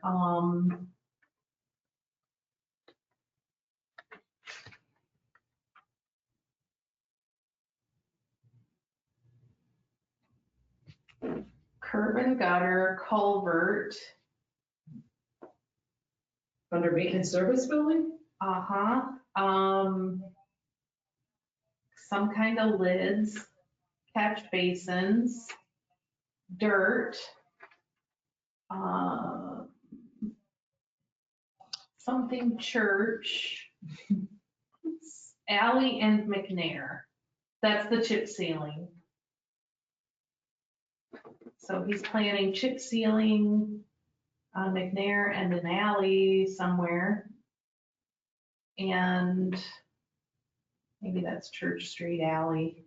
Is that just in the wrong line item then? If it's a maintenance service building? Oh, I am reading Service Street. I'm sorry. Which one is that? It's 514. It's right below it in the notes. Okay.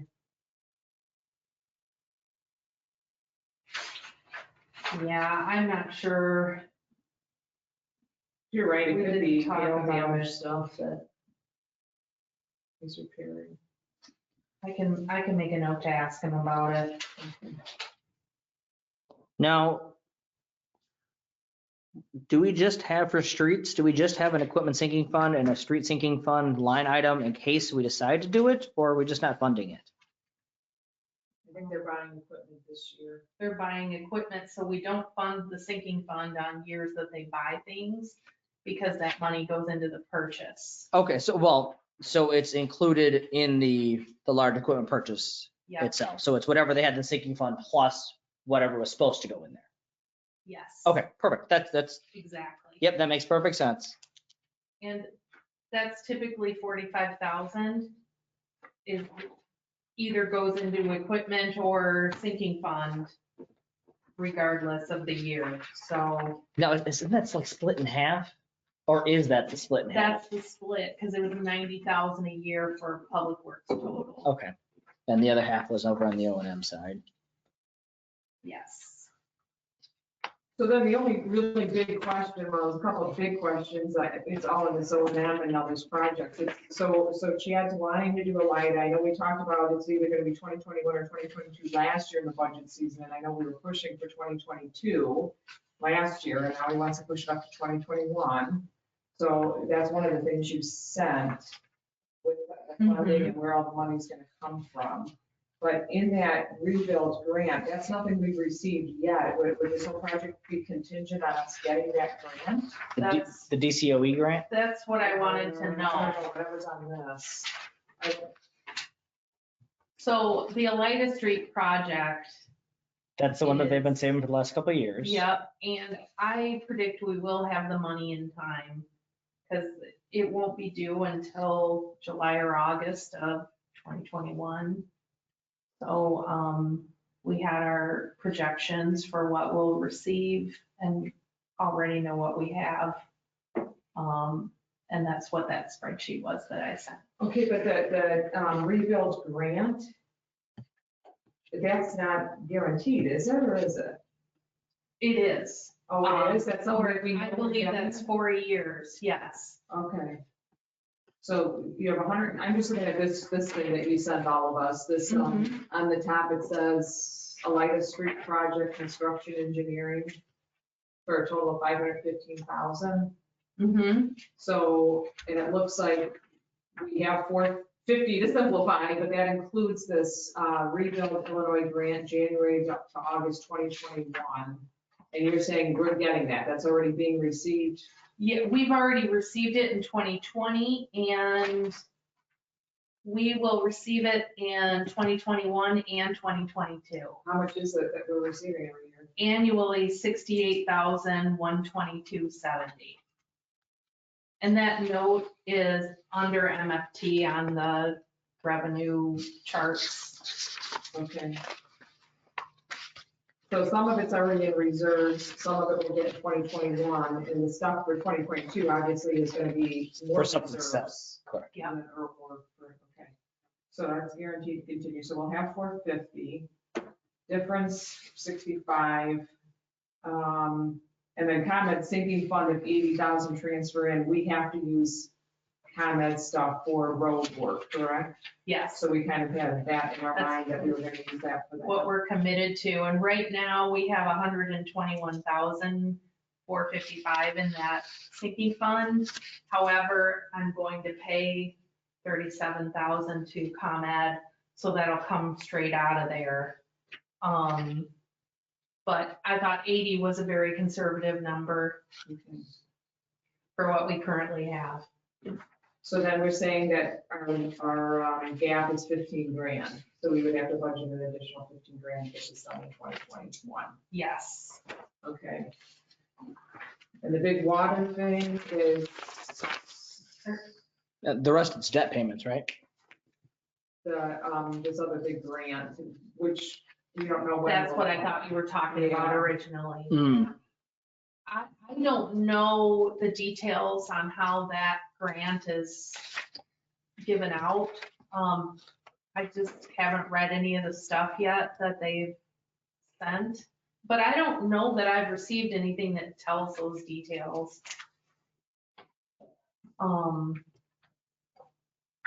The tricky part is the budget, but we can. So this is the hot topic. It's, we either hope to get this big grant. The and we DCOE got one. This one for Yes. 854,000 to do the water upgrade, and that was the Fairgram attachment that Sally sent us today. So we either have to save aside 250,000 or somewhere in that ballpark, because we have to pay for 25%, this grant pays for 75, and then once you get the grant, you're telling us we have to do it immediately. I mean, you pretty much can't wait 2 years and then spend it on the project. Right. So if we take but this competes with a $1.6 million RRWRD payment that Paul Ellison was trying to convince everybody to do, and I think Frank would love us to pay more than 1.3 if we could, and if we could get to 1.6, because what that means is if we pay that, then our biannual payments go down substantially. And he has a working number in that email, how much it saves. It saves more than that. It saves like $375,000. Over the course of the loan. Yeah. Yeah, and I am not against doing that. I haven't seriously looked at that extra 300.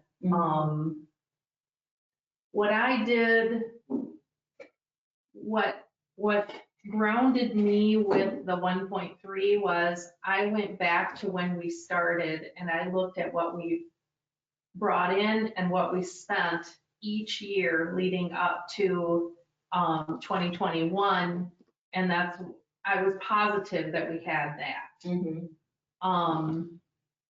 And so that was my way of just making sure that I wasn't, just projecting it there. It's there. But I didn't actually look any further than that. I forgot all about what Paul did. Yeah. And I wonder if Frank and Paul talked, because I thought that kind of came out of nowhere today. I didn't know. No, it came out of me, because when I was looking over at your budget and I saw the 1.3, I said, wait a minute, this payment's supposed to be 1.6. And then I went through my emails, I pulled out Paul's email, I'm like, this is what Paul was talking about when I was so lost. And Lori, I think you were here when Paul was going over that long spreadsheet for our. Yeah. Yep. I don't know how much of that you were picking up on when he was doing that a year ago. But I wasn't following it at all. I mean, and it was because I didn't have the history of the contracts with our WRD. I had no idea all these loans payments. I didn't know any of it. And so once I found that, and then I called Frank, I said, Frank, I said, I don't understand why his spreadsheet doesn't match the payments that we're budgeting. So but it looks like Paul's got notes here. And I said, help me finish the puzzle, That's when all those emails came flooding out. He goes, yeah, I remember. I think Paul wanted us to pay more.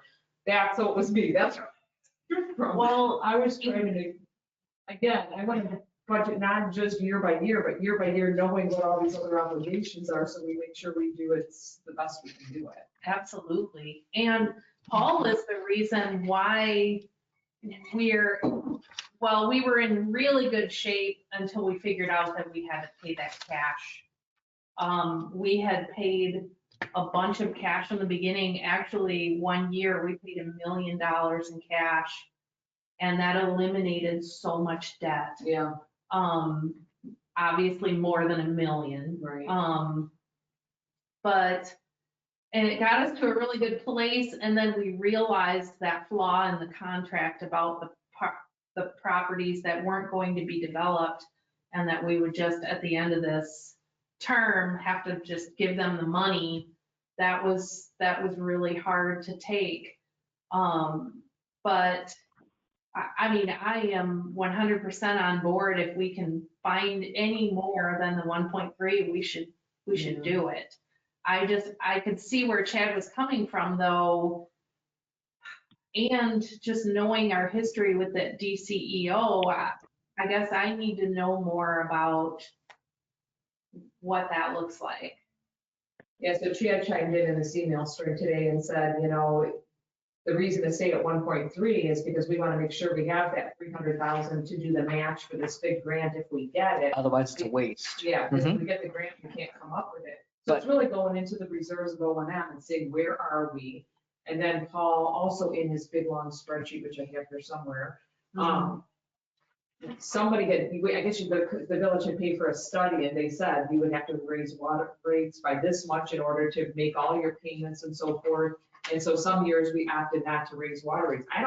We have not had a raise the water rates conversation since I've been here. I don't know if it falls in finance or what, but we have never had that conversation here. Well, the last time the rates were calculated was, I believe, 5 years ago. And they go through 2021. So 19, 20, and 21, I believe the rates have stayed the same. And that was another thing that Paul calculated when we paid all that cash in the beginning. His main focus was to try to keep those water rates down because in that rate study, it was pretty hard to look at. I don't remember what it ended up at because that was a really long time ago, but we did that. He started this trajectory of working with Mary to do these ordinances with the rates. And I use that as a guideline. When Joy was here, we had to change those rates in code, and that was really scary. But so I have that contract or that ordinance, and I look at it every so often just to make sure, like, we didn't have a rate increase, did we? Did I forget? You know, because there really is no reminding system that, you know, and maybe Lori Schultz had set that, I don't know, but so I do know that 2021, the rates are the same. I looked and I just put them in to the budget the same as they are this year. So we do an ordinance that basically spells out the fees for the next 3 years. Is that? In the past, there was just the rates, and then whenever we decided to change them, we would do a new ordinance. But he started this thing where, yeah, he did multiple years on the ordinance so that there was a deadline, so that it had to be reevaluated again. So 2022 is the next year to evaluate. Okay. Yes. So I don't know if there's a continuation. This spreadsheet goes till 2022, so I don't know if, but this is really nice because it shows how much we pay, what, you know, and now that I have the deadlines and they're going to 2039, 2038. The only problem I had with the spreadsheet is I wanted to validate, he just has in there O&M ops. And there's no real indication, well, what's in there? What's in that 400K or whatever it is? And I had spent like maybe an hour on it at one point trying to make the budget actually match what he had there. And I don't know if some of it is spitballing or if it's, you know, so Yeah, That's well, where I ended it, with the spreadsheet. Yeah, he did multiple years of estimates, so yeah, he had to just make a guesstimate on increased in cost to run the water department or whatever, because that's kind of what he has here. Actually, he's got increases, like he started this in 2013 with 420,000 to operate the water system, and then it says increased by 3%, 3%, 3%, 2%, and so he's got that on the spreadsheet. I don't know if I had to do the math to see if it. I think he was just estimating like CPI type thing. But it's really hard to take over someone else's spreadsheet. It's Oh, like, absolutely. okay, I don't know if I want to own this because I'm not really sure what's involved in the ops. I think before the next ordinance, yeah, what we will want to go back to this and say, okay, what have we budgeted? What does it take to operate the system? This is in 5-7 years of estimates. There's no way he's going to be, I'm not going to say he's not going to be close. He might be close, but he could easily be 10% off or, so we could put the real numbers in here. And my guess is there's formulas in here, but maybe there isn't. I don't know. But that's going to be, I guess, a project for next year. But our big thing is, and I don't know if this is to bring up to the board to talk about, to get the feeling of the board. I know what Chad's feelings are based on his email is we want to save the money. And part of it is looking at the reserves and O&M and saying, how much do we have? Could we do both? Could we do 1.2 million and save money for this? Is there something in the middle? Well, or we do the 1.3 that we have? Or I meant Yeah. 1.5, something higher. We do the 1.3 now, and we take the 250, raise it to 300,000, and put that in the, planning on using that, and if it turns out we didn't get it, it's gonna be another year, then we can send it over.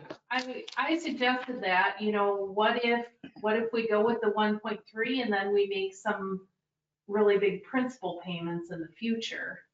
Well, yeah, and it turns out, hey, we didn't end up using this, let's throw it toward the debt. Do you know if the contract allows us to do that? Is it a one-time decision? I don't know. And I know that all of the other loans that we have with them are based on loans that they have with the IEPA. So those have steadfast rules, but I don't know if this cash payment is just to them and they're just extending us payments for something that they're just putting in the bank. Well, we agreed to these certain sums and by paying 1.3, it got, I don't know who negotiated that, but to pay that to get to a more reasonable monthly amount that would fit into the spreadsheet on a sustainable basis for the next 18 years or whatever, to make payments based on what we earn off the water operation, basically. But if we can pay it off like you would a house, hey, I got some extra money, let's throw it toward it, little at a time, toward the principal, of course, Right. then. But I guess if I asked, when we still do have IEPA loans, I asked if we can, make principal payments, and they said, sure, but you have to let us know that you're gonna do that. You can't just throw us a hunk of money and expect, so we might be able to do that. I don't know if they're willing to play little games with us, or like I said, I don't know if this is just money that they're putting in the bank or if, they have an obligation to the IEPA or what. I know they don't have an obligation to the IEPA now that I think it through, because that was the whole point. They could not get a loan for work that hadn't been done. Otherwise, this all would have been nice, neat. So we're paying this for those lots that are undeveloped? That's what this 1.3 million is for? It's for a project in Greenlee Estates. It's called a parallel trunk line. And it exists in the contract for expansion, but no one really believes that that'll happen in the life of this loan, But we have to pay it regardless. because it was part of the original plan. But then but in year 2040, when we need it, it's, in theory, it should be done for free because we've already paid for it. Exactly. Theoretically. And that's, Meanwhile, all these boards turn over, we didn't get any 1.4. And that's what Paul Elson was concerned about is, well, what if they do it and then they charge a future board that has no idea? That we've already paid for it. Mhm. This is the one thing you hand over. Hey, best of luck, by the way, we've already paid for the strong lines. Yeah. Remember that. We need like that president book and Yeah. the, Book of secrets there. yes, the book of secrets. Can you look at our reserves, Sally, and see if we have enough to budget a worst or best case budget, which is paying 1.6 and having money for this grant? Yeah, I will look at it, because so we'll have to try to figure out what is the worst case scenario with the income, for 2021. Isn't that approximately what you did here? Not really the worst case scenario, but you did what we did this year. So it should be, I mean, that would be worst case scenario, realistic. I mean, I That's may the- want to just talk it through with Chad.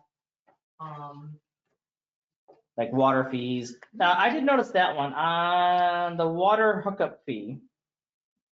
We budgeted 15,000, so let's see, that is 367. We budgeted 15,000, which is what we budgeted last year. Or current this year, excuse me. We've only pulled in 1,500. We must have only had one water hookup. And we average on 10. Let me see, where is the note on that? Residential water hookup, 1,500, and and the commercial ones are 12,000. See the note at the very bottom of the page? Yes. Okay, so we're expecting two house hookups and one commercial. Yep. So didn't we hook them up?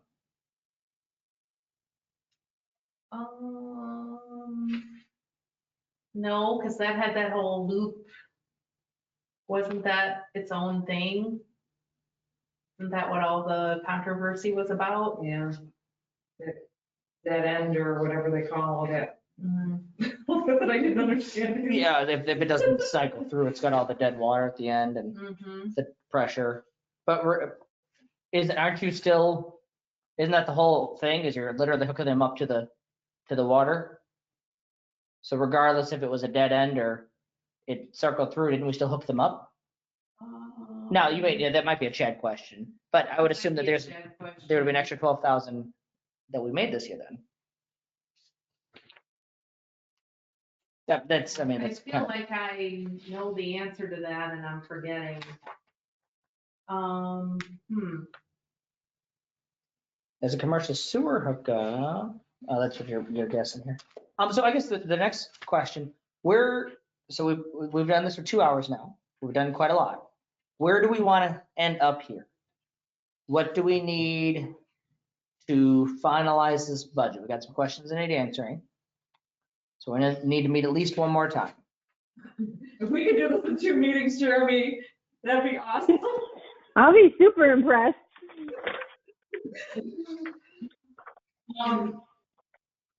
Yeah, I was. So overall, do you feel like the revenues looked, I guess that's really the big question, right? I think we had a good discussion and we had some good answers on the revenue line. I don't think I had any issues with. I will definitely email you guys that link to the IML stuff because it is a good read, even if you are fine with us. I'll send it to you. Now, I did not personally add the revenues compared to the expenses. Has anybody done that? Well, you said everything. Well, actually, it says somewhere in here, doesn't it, at the end? Yeah. So at the Yeah, end, it does it. it shows the revenues over expenses, so it'll be after police. No, there's always some changes that we made, but. Oh, I'm looking at the wrong one. So we are currently 13,366 in the hole. in the hole in general. Still using the one that you said earlier. I'm like, what? And that's simply because I changed Lexipol and the that 530 account professional fees. We will be more once Julie and I discuss those salary changes, significantly more.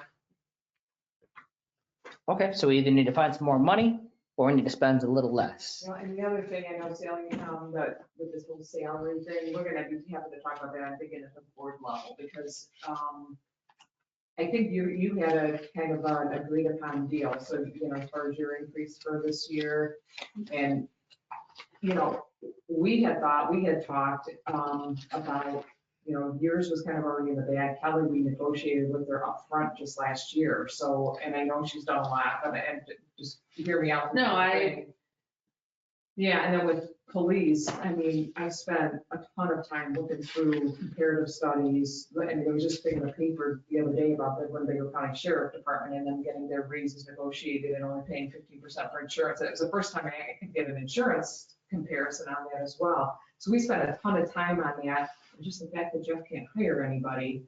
I said that, we talked to the police committee, then we brought it to executive session, and I said, this is where we're at, this is where we think the sergeant position has to be, this is the duties, blah, blah, blah, this is where, and we think the 5% increase is what we need to be at, we can't even hire anybody. So that's why I asked you to put the 5% in the budget, but then I had asked Mike McKinnon to deal with public works, and he wasn't coming back with the same things that were in the budget. That's why I got concerned. I thought, well, shoot, where did this happen? Or how did this happen? And it happened because you said that Chad told you to put the 5% increase. Mike wasn't thinking that's where we should be. So that's, Okay. So at admin, one of the last admin meetings we discussed, because of the evaluations and whatnot, it was last year, the before I left, we discussed on doing merit-based, excellence, or this much, whatever the percentage is. The last admin meeting, the discussion was to do a CPI, basically a CPI raise, either a max of this or a minimum of this, so maybe say 2%. So everyone gets a 2%. And then if you get excellent, you get another 3%. If you got proficient, you get another 2%. that was talked about in the admin? It was discussed on the concept of evaluations in general and that wasn't an official, but just some type of tiered system such as that. Okay, to set something up like that in the future. Correct. Okay. Yeah, because we were every year, it's a tense, stressful mess going over the salary because we have to be so transparent, and in my working world, this person can get a 25% raise, this can get a 5% because she deserves it, she doesn't, and nobody knows any better. This is a lot tougher. But, so last year, we, you had brought up, I don't think I'm paid at the level that's competitive. And I said, we're hearing this more and more, Frank, we need to do the study. So, here we are towards the end of the year, and I think I brought it up in the June or July board meeting. Said, guys, we really have to do this. We said we're going to do it. When we say we're going to do it, we're going to do it. So anyway, I told Frank I would go back to the heads of the committees. And the only reason I didn't talk to you is because I felt like, your deal was already done. We agreed last time, I don't think you were here for that she was going to get 2 bumps, and then Kelly would just negotiated. So I just didn't include her in that bucket of people, quite honestly. But Mike said he was, doing some things and working on some things, and he would get back to me, and he and I had a conversation. And then when I saw that, I thought, because we had just given them bumps last year, and for Jan and Jimmy. So I wasn't anticipating doing that again. So this was the competitive salary year in theory, not to say they wouldn't get a raise or something. But it's just putting them on par with everybody else. Yeah. Or where they should. Everybody to a point where we feel like we're more competitive. And I should explain to Jeff that, our leasing is different than some higher priced ones because we have a different community up here. Absolutely. Safe community, so it's not apples to apples really, but when you can't get anybody to come here because the gap is so large and when you have the side, they're saying, I will get well, you know all about it. Mhm. This is, you fight for what you're gonna get, and we don't want to go there, obviously. So this was gonna be the year for all of us to get those, try to feel like everybody can feel good about their salary, and I hope you're at that point after this one, because you're the one who laid it off for us. So, and then if there was money left over there, then we figure out what we're gonna do. But so this, the whole thing, I don't know if that's for subsequent years or if you're talking about it for this year. I don't necessarily think it was necessarily for this year, but in general, something that we get a standard once everyone's where they belong to do that way everyone can at least match inflation or close to inflation. And then you still have that merit-based incentive of, otherwise why am I working to be excellent when I can just be proficient if we're all going to get 4%?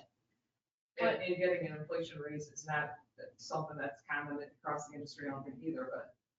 Well, what's really hard, and I actually saw this happen to Carrie, our insurance went up last year, I think 14%. And she was actually making less money because of that when it all was laid out. Mhm. And it's like, But see, that's a problem I've been harping on too, is if we could get a consortium together or something and have more purchasing power, not just purchase for the Winnebago community or our team, maybe we could get better rates. Yeah. And that's a project we have to really start thinking about. So the meeting I was in right before this meeting was another admin meeting regarding the insurance. So just so everyone's tracking here, the current insurance and salaries, everybody got a 5%, correct? yes, And it is if we were to have gone with Humana again, what that increase was. And I want to say the increase itself is, I've got 30 things on my computer. It is an increase of, oh, it's coming. It is, oh, here we go. We got it.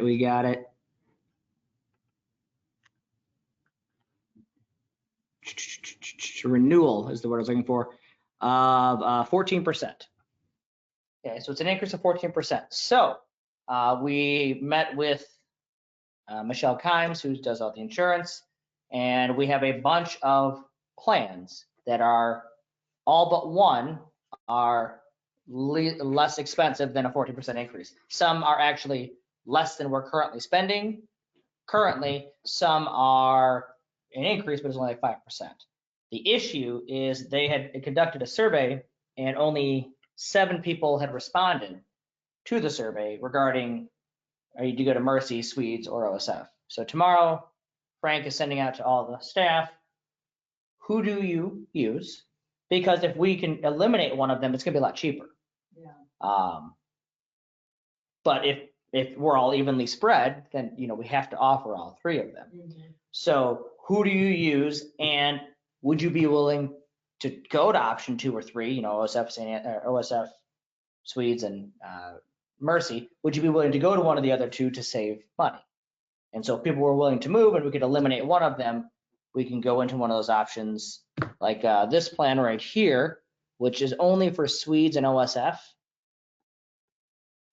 So there'd be no more Mercy. Say it's currently 1.9% less than we're currently paying.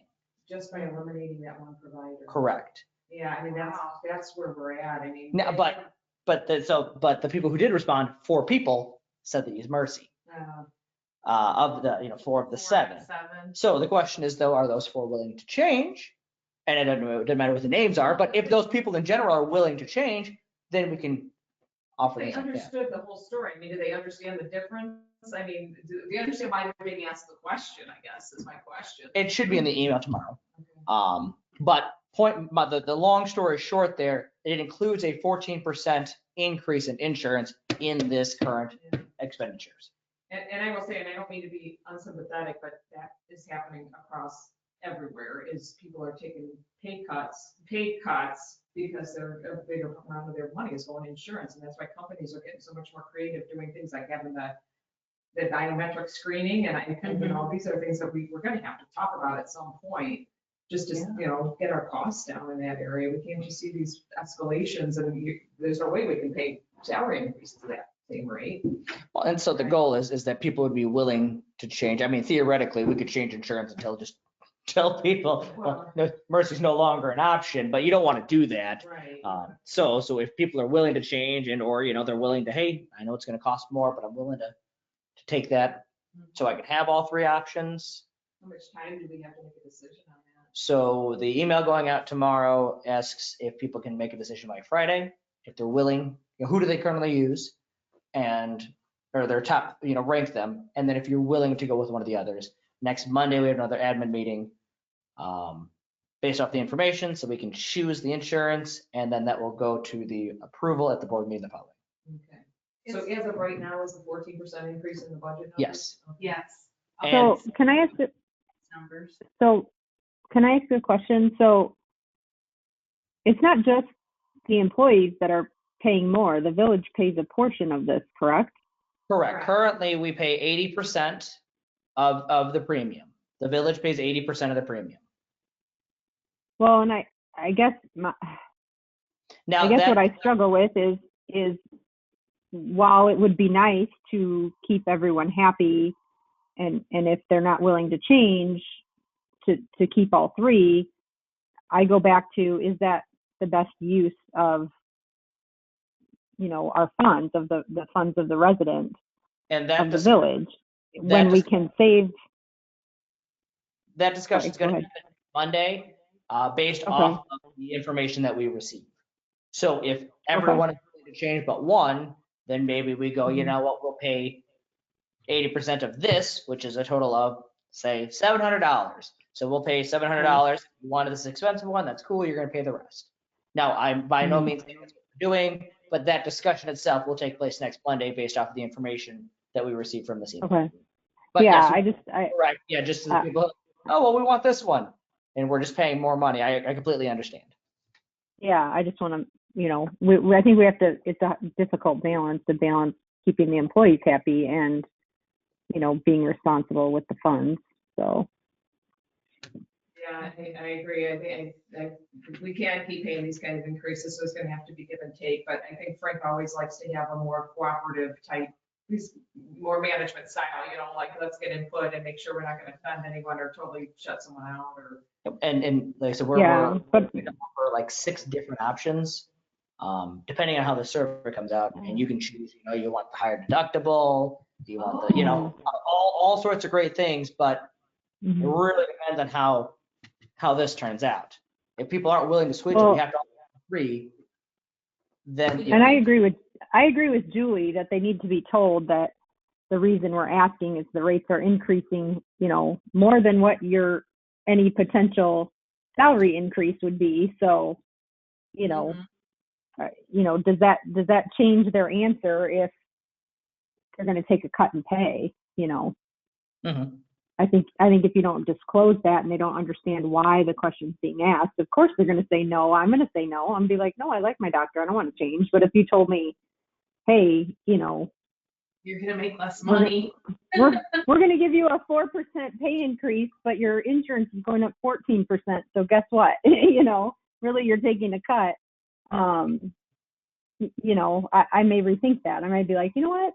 I only go to the doctor once a year. It's not a big deal, and for some people it is a big deal because they go to the doctor all the time and they have, who they like. But yeah, I think we need to make sure that the staff understands, if they want to stick to their guns and have all 3 options, it's fine, but they just need to understand the ramifications of that decision. Absolutely. And like I said, we're hoping to offer, I mean, I'm looking at it here. We've got a couple of PPOs, a couple HMOs, some HSAs. And we can offer all of them. But depending on what people say, if they're determined they're going to take we have to have all 3 still, some of the options aren't as good anymore. Is it better to go? And so that's just something we have to wait. We couldn't make a decision yet until after we get this information. Yeah. No, I think it's great you're asking for the employees' input. So I think that's going to be a big thing in this budget. And also it's worth mentioning that I did not make any changes to insurance. I happen to know that one employee went on his wife's insurance and another person moved status from family. Family to single, yep. Single. So there have been changes within that will lower these a little bit in the budget, but I haven't been given the data yet to make the change, but Well- I figured it would be. Correct, and like I said, the reason I brought that up in general is theoretically, this is worst case scenario. Not saying it's bad to give employees raises, but 5% raises to everybody, 14% increase on all insurance. So theoretically, it's going to come down. That's what I'm hoping to. I owe you the stuff from Jeff, so I'll get back to you. I'll email it to you. I don't know if I'll do it tonight, but if I don't, I probably will do it today, so maybe I will just go back home and do it tonight. So you can see those numbers, and then if we could put, like I said, the worst case, doing both that grant and look at our reserves, and maybe if when you're ready to send out the revise, maybe send where our reserves are, that sheet for O&M after we really drain it down with 550,000, I guess, in a worst case scenario. Worst case, best case, worst case for the year, but best case longer term, I guess you'd say. Yeah, those debt payments are really going to take a lot out of our O&M, so. Yeah, it's just a matter of, do we have the wherewithal to do the big lump now to have lesser and better cash flow going forward?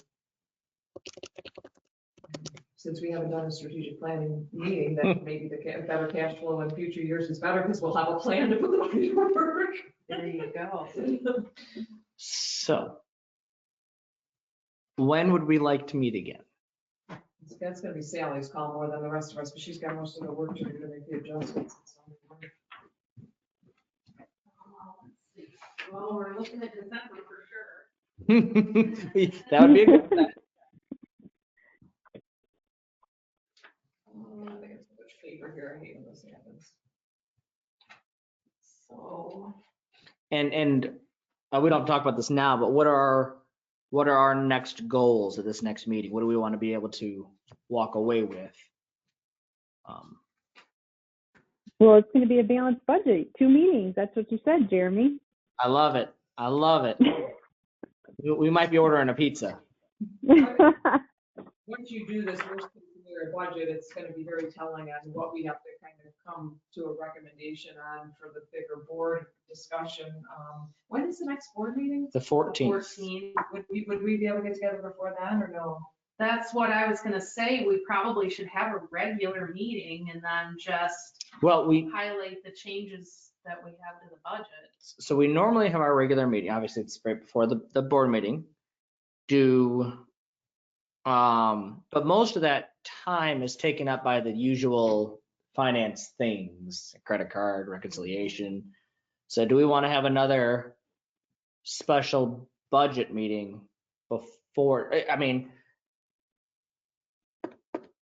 yeah, do we want to have another special board budget meeting before then? Is that even feasible for you? Well, the week before the board meeting is Crazy. tough for me. I mean, if we were gonna do anything, I would prefer it be the 7th or 8th. Just because then I would plow through the end of the week. Theoretically, the 7th, we would have an answer on what we're going to do for the insurance.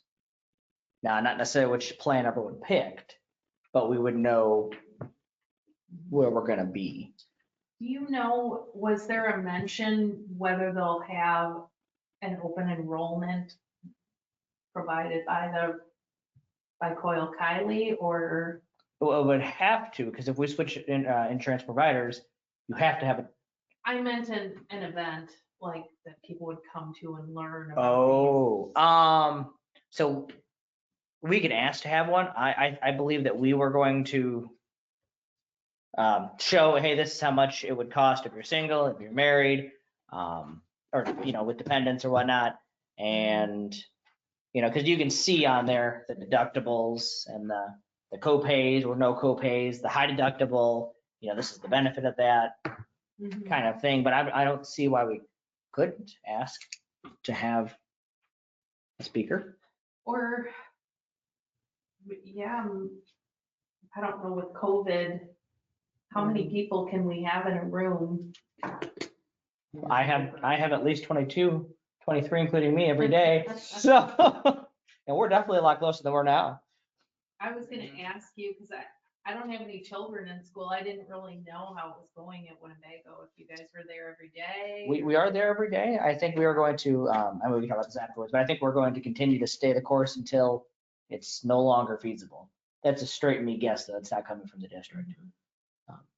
When all of a sudden 60% of the people are gone, you're like, okay, well, we might as well go. But I think we're going to stay the course. At this point, I mean, we would have thrown in the towel already Yeah, otherwise. And the kids definitely learn so much better being in the classroom. for sure. I don't know how parents are managing that.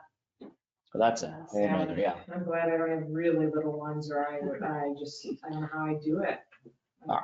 How So do you work and be teacher at the same time? Jeremy's like, well, that's what I do. all right, so let's go finance meeting on the 14th before the board meeting.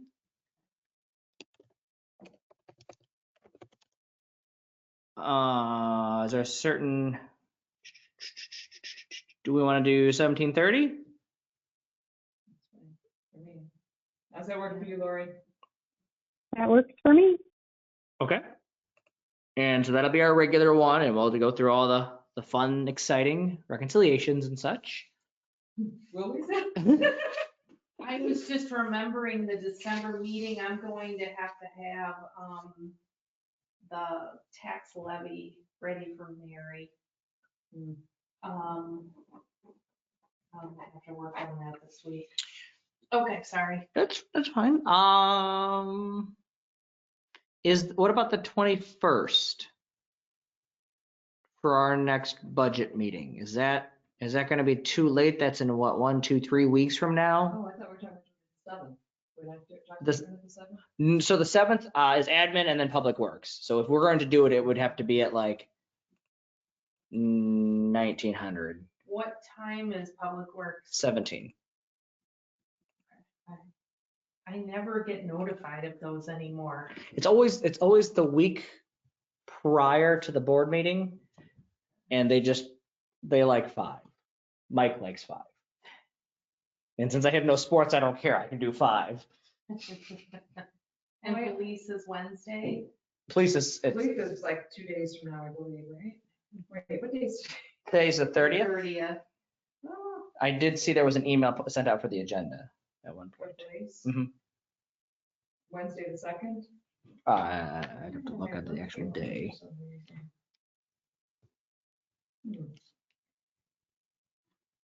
Well, if you could email the stuff out, I guess what we have to figure out is what do we want, if anything, Jeremy, on the board docket for finance regards to the budget? Should we put out there, just maybe budget 2021, does that cover us? And then if we want to bring up your worst case scenario budget, we've taken a look at it. If we paid 1.6 million and we have money, for that big grant, it would put our reserve level to 200,000, and we were just taking the board's temperature on what they think before we finalize things or something like that. Yeah, we can do that. Like I said, the last budget one that I did, like we had one meeting where police came in and we discussed the police budget. We had another one where public works came in, we discussed that. And this year, it doesn't seem like that's, Well, again, Sally did all that work for us this year. yes. Thank you, Sally. You're welcome. And I think that Frank wanted that, that to happen, right? And he wanted more of this type of big picture type conversations going on. So Well, and I pretty much had to. I just had to just make sure everything tied right. There were so many things this time, especially with Public Works. yeah.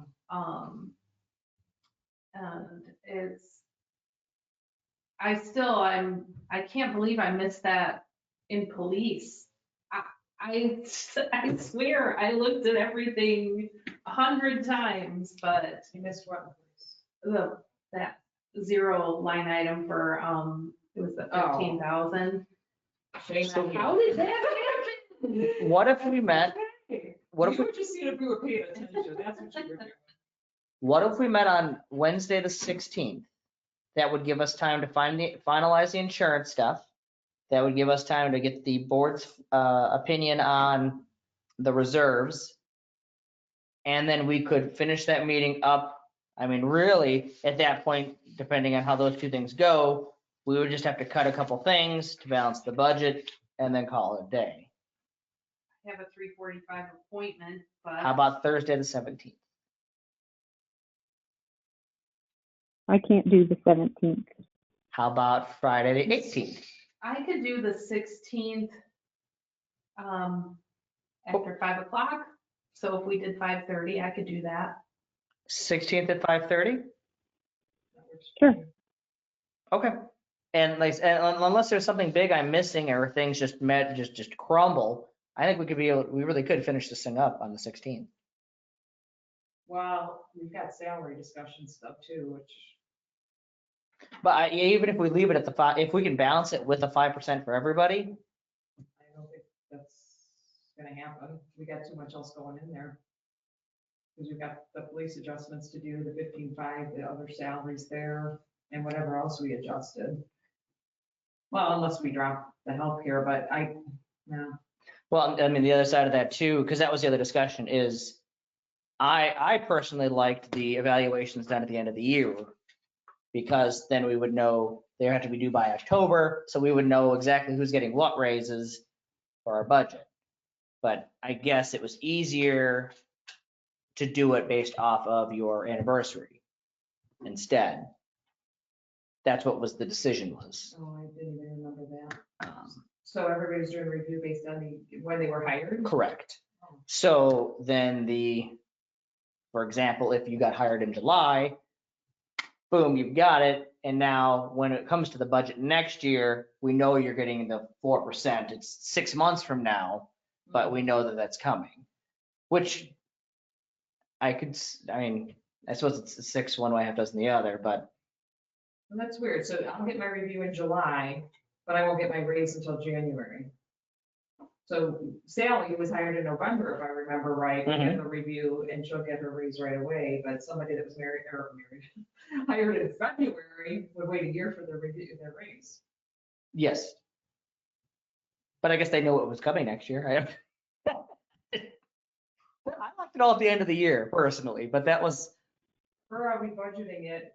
That's what I don't know. I was gonna say, are we budgeting it in like we do those 50-cent raises? Yeah.